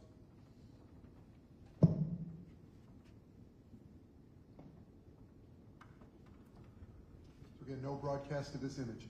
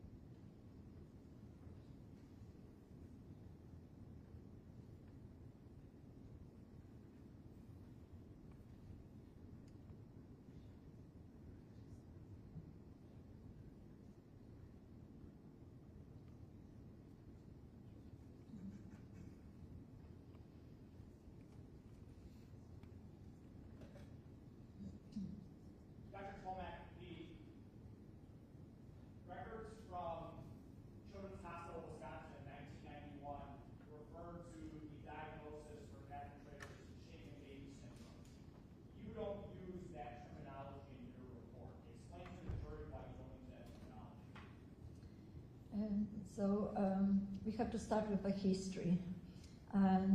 In the middle of 70s, Dr.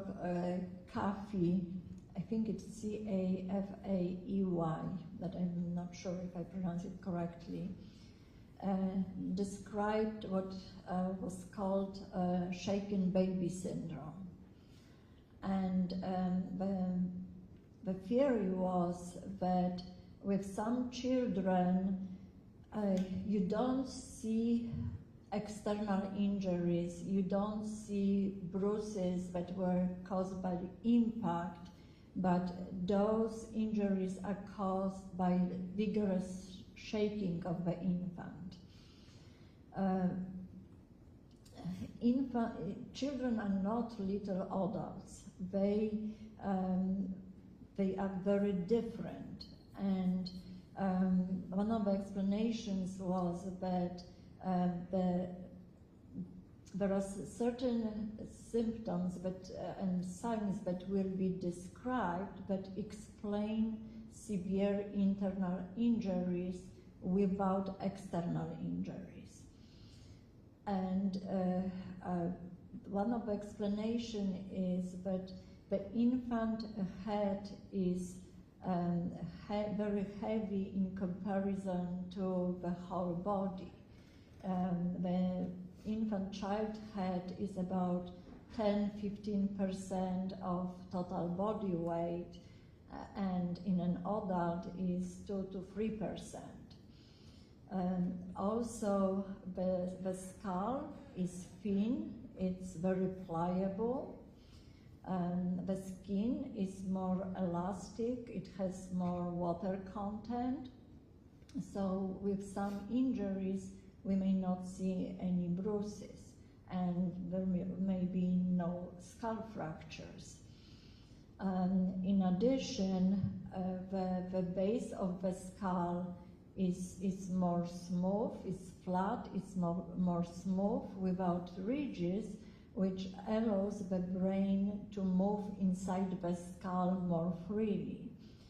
And in addition to it, the brain is also different. It contains more water, and then the cells in the brain, which are called neurons, they have these long processes that are called axons, and axons in children, they don't have this substance that is called myelin. It keeps developing, which makes those axons more vulnerable to injuries.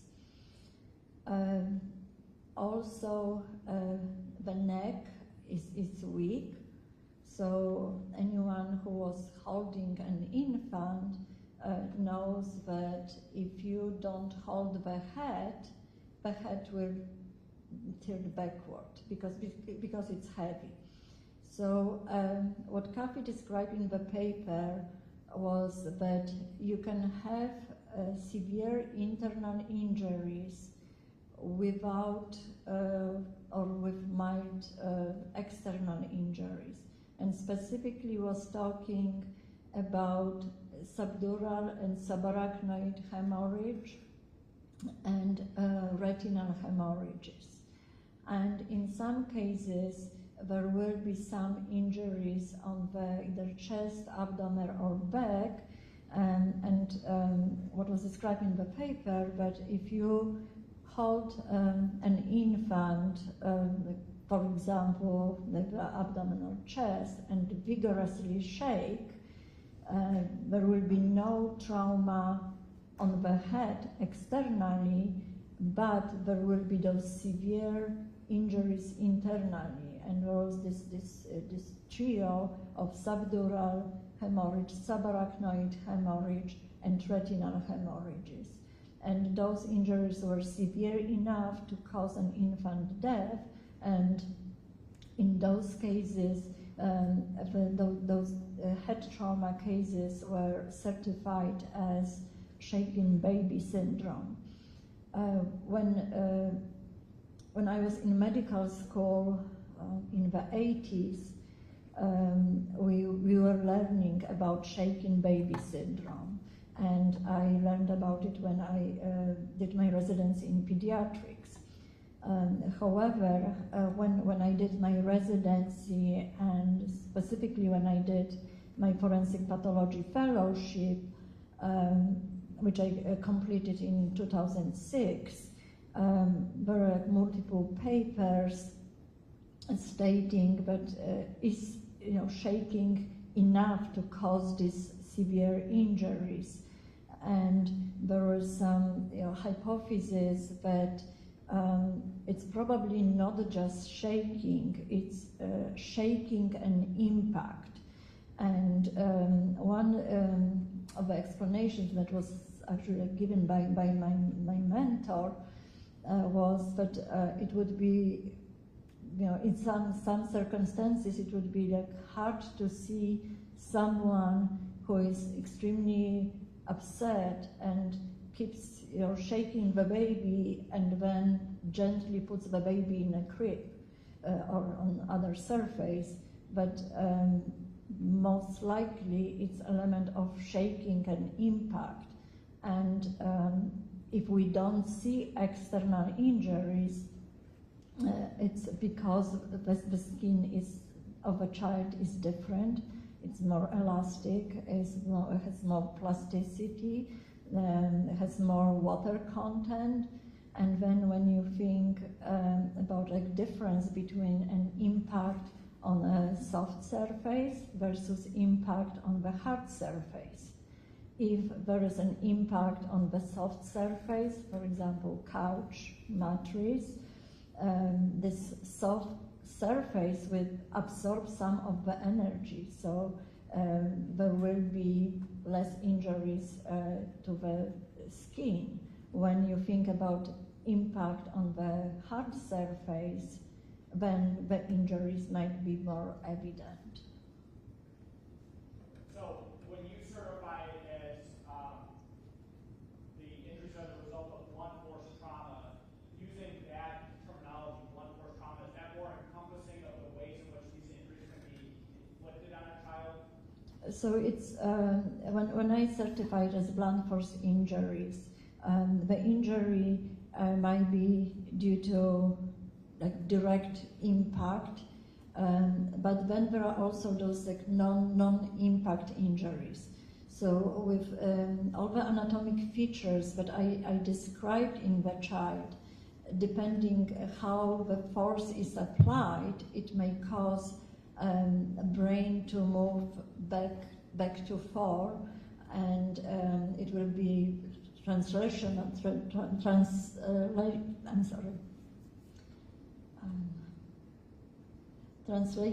force, where the brain moves back to fore, and in this type of injury, a good example will be, for example, falling backwards and falling on the back of the head, where the brain will move front to back, and we may see some focal injuries. We may see subdural hemorrhage, there may be focal subarachnoid hemorrhage, there may be even cerebral contusion. And this translational force is different from rotational force and this acceleration, deceleration type injury. With rotational force, what happens, everything will move, will almost like turns. And when you think about the, especially baby brain, where the cortex, so this external layer of the brain, is a little bit histologically is different from the white matter, but it's more firm. And then we have those other gray, like deep gray matter within the brain, that is like thalamus that I described, for example. And when there is this like rotational force, the brain will move inside the skull, and we will be dealing with what are called like shearing injuries. So those axons that are not strong enough at that time because they don't have myelin, they will be torn, the small blood vessels will be torn, and we will have this type of injuries.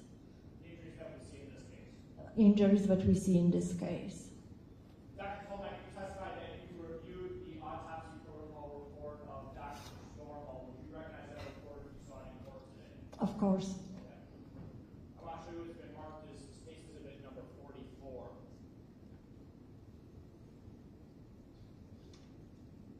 Let me know when you had an opportunity to review that.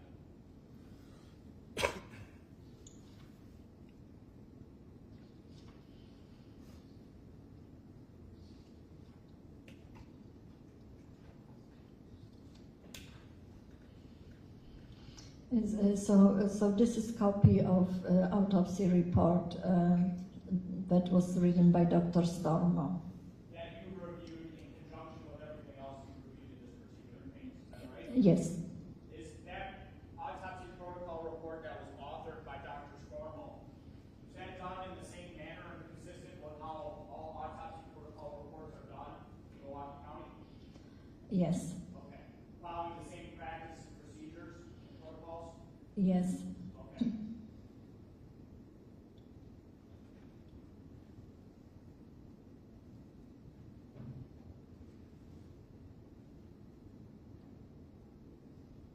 Thank you, Dr. Colmack. I have no further questions. Thank you. Judge, I'll reserve a motion on 44. Thank you. Okay, Ms. Biggs?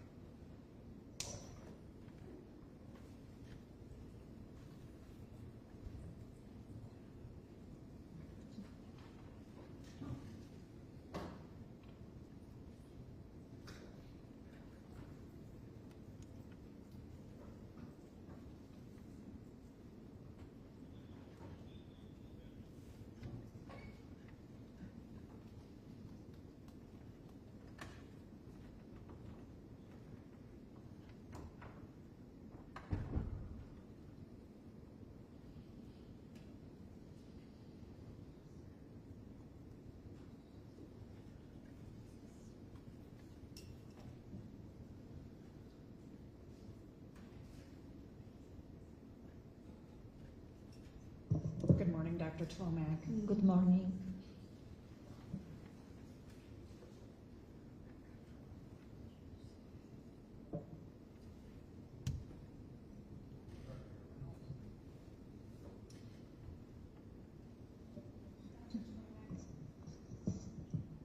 Do you have your report in front of you? Yes, I do. Okay. On your report on page 1, you've listed the materials that you reviewed. Yes, I did. Is there anything else that you reviewed other than what's listed in your report? No. Okay, and this was dated April 14th of this year? Yes. And have you received any additional information since you authored this report? Regarding this case? Correct. No, I did not. Okay. And for clarification, you knew Dr. Stormo, correct? Very briefly. Dr. Stormo retired in 2006, and I was hired when he retired. And then when Dr. Jensen retired in 2008 and another pathologist left, the county asked Dr. Stormo to return, and he was an interim medical examiner. I don't remember for how many months, but it was less than 6 months. Okay. And he passed, correct, Dr. Stormo? Yes, he did. In 2014-ish? Do you know? If you know? No, I don't remember, but I know that he died. Okay. During the time that you've worked at the Milwaukee County Medical Examiner's Office, did you work on this case or have any information about it until you were approached by Mr. Torbenson to review it? No, I wasn't aware about this case until DA Torbenson contacted me. It was after I was appointed interim chief medical examiner, so it was in the fall of 2022. Okay. And so you did not discuss the case with your predecessor, Dr. Peterson? No, I did not. And did you make any new findings, or was there any additional information that came to your attention or that you discovered since the original autopsy? No, I did not. Okay. Before I forget, I want to ask you, I want to go back to these retinal hemorrhage photographs. Were these the two? Again, no broadcast of these images.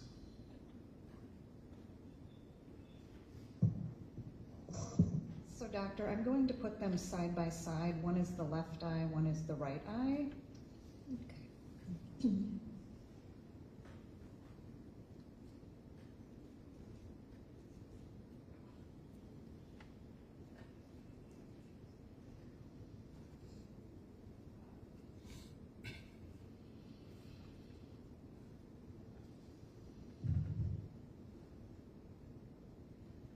Doctor, do you see these?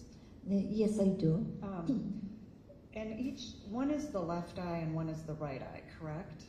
Yes, the right eye is on the top and the left eye is at the bottom of the screen. So if I'm understanding it correctly, the one on the bottom is worse than the one on the top. That's correct. Do you know why? Well, it's a very good question, and I don't know why. Okay. And have you seen cases in your experience where patients would have retinal hemorrhages in one eye and none in the other eye? Yes, I have seen this type of cases. I was also looking with Dr. Simons at the spectrum of cases, trying to establish if there is correlation between site of a subdural hemorrhage and retinal hemorrhages, and we didn't reach any conclusions, significant conclusions. So no one knows why. And so in this case, we don't know why one eye is worse than the other. I cannot explain one is worse than the other.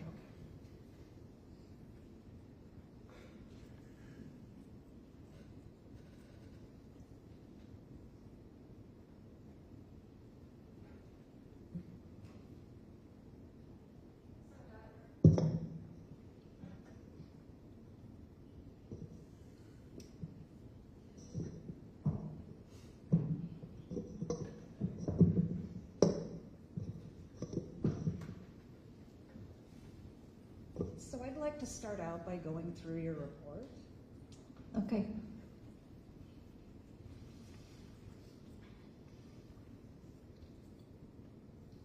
So you testified you reviewed the medical examiner's investigation reports, and those were in the original file, correct? Yes. And can you just briefly explain to us what those reports are completed before the original pathologist starts the report, or what's the purpose of those reports? So if you don't mind, I will start with explaining what happens when the case is reported to medical examiner's office. So anytime there is sudden, unexpected, unexplained, or violent death, based on Wisconsin statutes, this death has to be reported to medical examiner's office. The office has medical legal death investigators who work 7 days a week, 24 hours a day, and they will answer the first call. So when the case is reported to us, we will assign the case number, which includes the year and then case number. And investigators will collect information from the caller, and then they will talk to law enforcement, they will talk to emergency medical services personnel, they will talk to the family. In the case of the family, it depends if the office takes jurisdiction and investigators go to the scene. If they go to the death scene, this is where they will interview the family and talk about circumstances of death and medical history. In the case where someone dies in the hospital, we, in some cases, don't do death scene investigation. In some cases, we do. But in those cases, they will contact the family by phone and talk with the family about circumstances of death. When they collect all this information, they make preliminary assessment of the case and make a decision if the office takes jurisdiction or the office waives jurisdiction. When the office takes jurisdiction, they will go to the death scene, conduct all the interviews, collect information, and based on this information, the decision is made if the dead person has to be brought to the office for an autopsy, or the doctor can review medical records and sign the death certificates based on medical records. Anytime the case is brought for an autopsy, we complete investigation, and those will include talking to the family, sometimes neighbors, sometimes friends, interviewing law enforcement who responded to the scene, interviewing emergency medical services personnel who attended to the scene. If someone is transported to the hospital, we will talk to doctors, or mostly doctors. And especially when we talk to medical personnel or law enforcement, we will request medical records or reports. So when we are talking about investigation report in this case, but this procedure was followed. So the case was reported to our office, and investigator collected this information, and the information that was collected is included in the investigation report. So this investigation report consists of two parts. So the first page is demographic report, where we have demographic information regarding the decedent, and then the second part of the report, I think it was called different in the 90s. Right now we call it investigation report.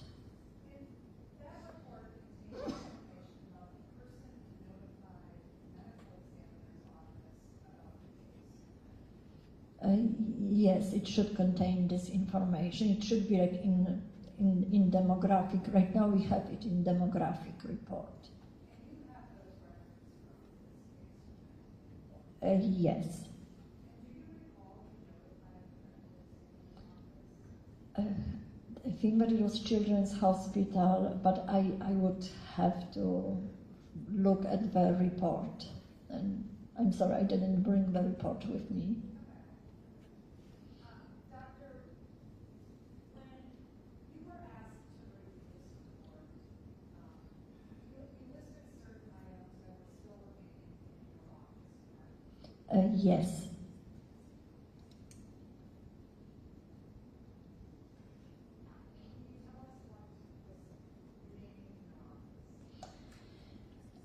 So in our office, we had Milwaukee County Medical Examiner Office investigation report, autopsy.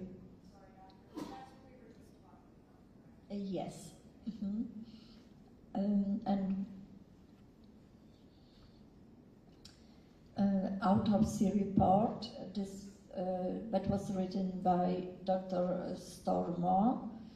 Neuropathology report that was written by Dr. Stormo and co-signed by Dr. Hall. Eye examination report signed by Dr. Simons. Histology slides, toxicology report, and I was also able to see in our file Greenfield Police Department report and Greenfield Fire Department paramedic report, and autopsy photographs.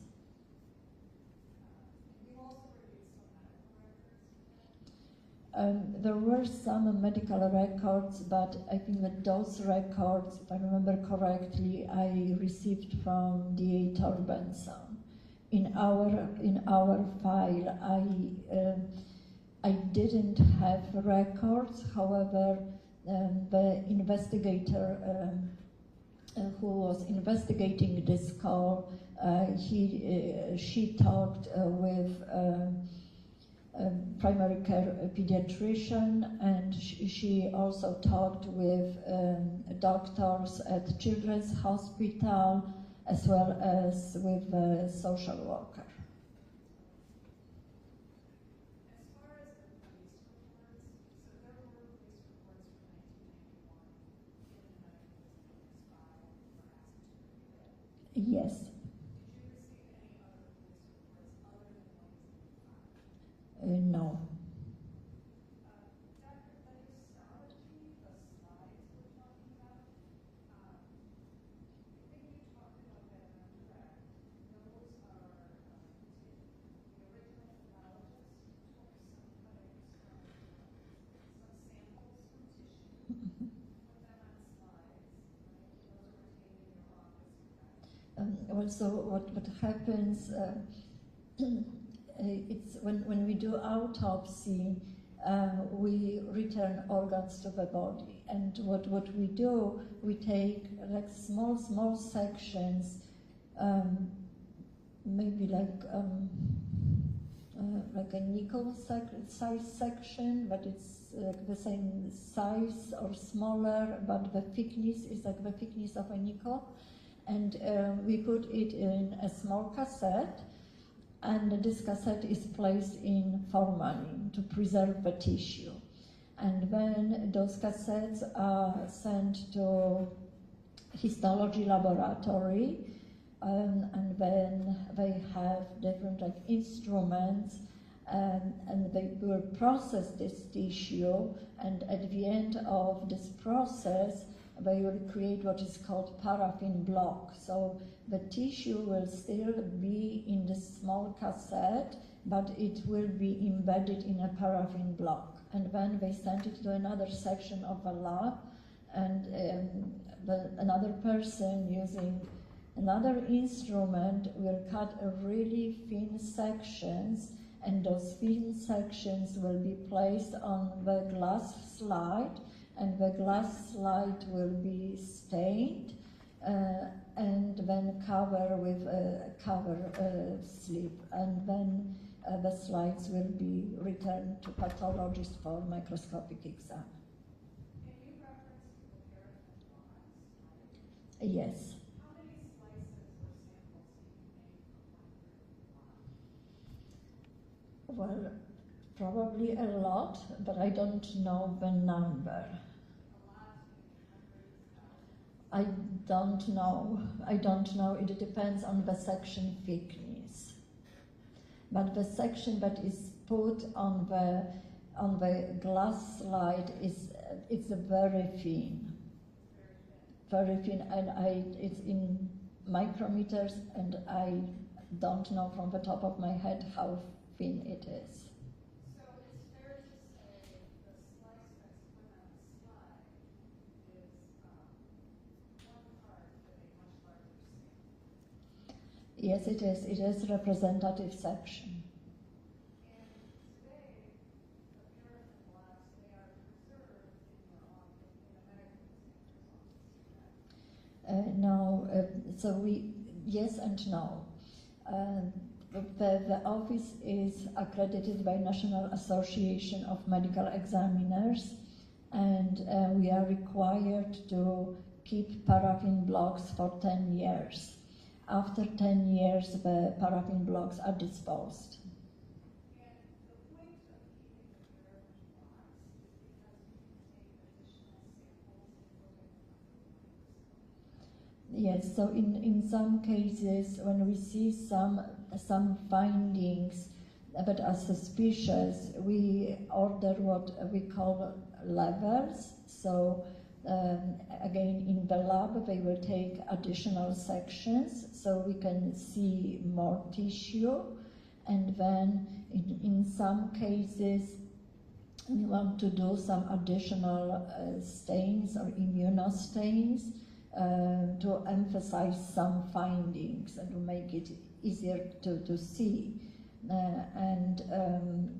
That's why we keep those paraffin blocks. And some of those things might allow you to make an estimation on the age of certain findings. Yes, with some, that's correct. And another purpose of retaining these paraffin blocks or retaining the data in general is because someone else may review these. That's correct. If someone is assigned to review the case for any reason, this person may require recuts of the slides, and in this situation, the office will order those recuts, and the pathologist who conducted the autopsy will compare original slides with the recuts. Also, someone who is reviewing the case may request some additional stains, and we will provide what are called unstained slides that this person can order stains. This will allow us to have more information on these. That's correct. And in this case, the paraffin blocks are preserved. So this autopsy was conducted in 1991. So at this point is 33 years, and we only keep blocks for 10 years. So we're stuck with how many slides do we have? If I remember correctly, 19 slides. Yeah, 19 slides, and out of those slides, On those 19 slides, there are four slides of eyes, and then there are, I reviewed the slides yesterday, but I don't remember how many of each, but there are slides of internal organs, and on those sections there might be 1 or 2 organs, and then there are sections of the brain.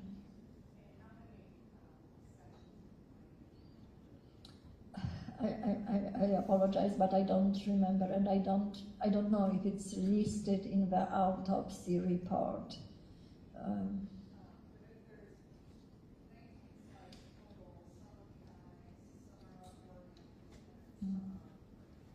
Yes.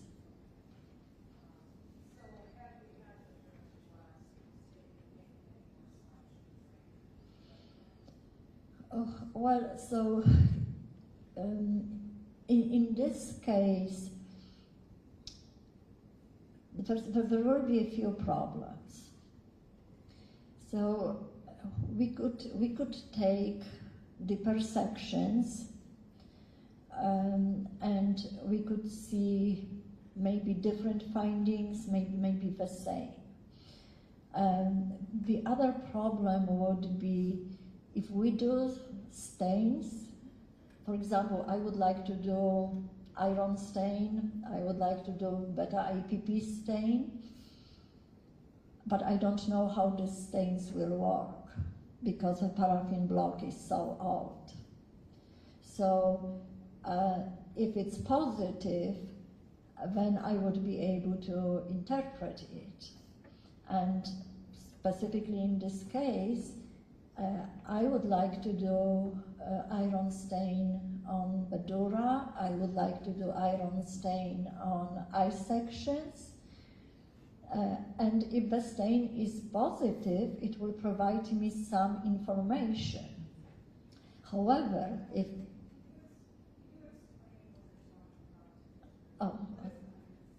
I'm sorry. So before we do that, I just want to note we have to break for lunch. It's almost noon. So I'm going to ask Dr. Tlomek to finish that answer, but then we'll break until after lunch. Doctor, go ahead, please. I apologize. So when I will be talking about myself. When I do microscopic exam and I see some abnormalities, then I can do some stains, and those stains in general will emphasize this abnormality. So when I talk about iron stain, what happens in the case that there is a bleeding, again, let's say subdural bleeding, and I take a section of dura, and what I see those red blood cells under the surface of the dura. But then, as I said, if someone survives longer, the body will react to this bleeding. So after a certain time, the red blood cells will change their appearance. And during the healing process, there will be other cells in the body that are activated to heal this area.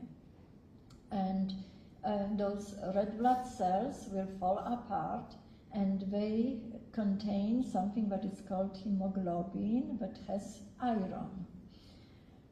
And during this healing process, there will be cells that will come to this area and they will be cleaning, and those cells are called macrophages. And those macrophages will, I'm trying to not say eat, but it's probably like the best way, and I apologize. I don't want to offend anyone.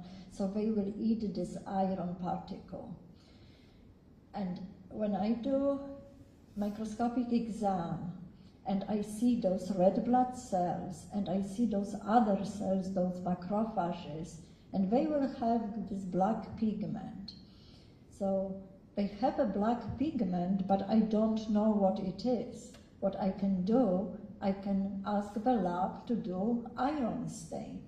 And they will do this iron stain using special chemicals that will stain this small iron particle. So then when I get the stain, I see the same cell and the iron will be blue. And when I see that iron is blue, I know that this is iron. I hope that it helps. Right, thank you. We'll continue after lunch. Thank you. We do need to break, everyone. So, again, members of the jury, please remember, don't talk about the case. Leave your notebooks here. We'll start up again at 1:30. Same routine as yesterday. Hopefully it'll be warmer. We'll see all rise for the jury, please.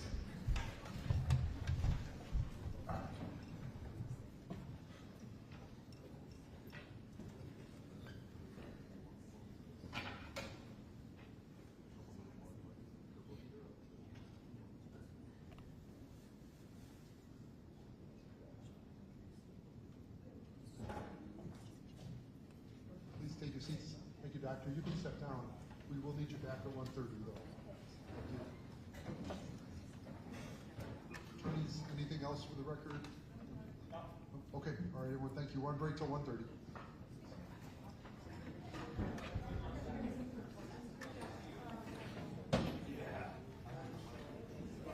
There's like 5.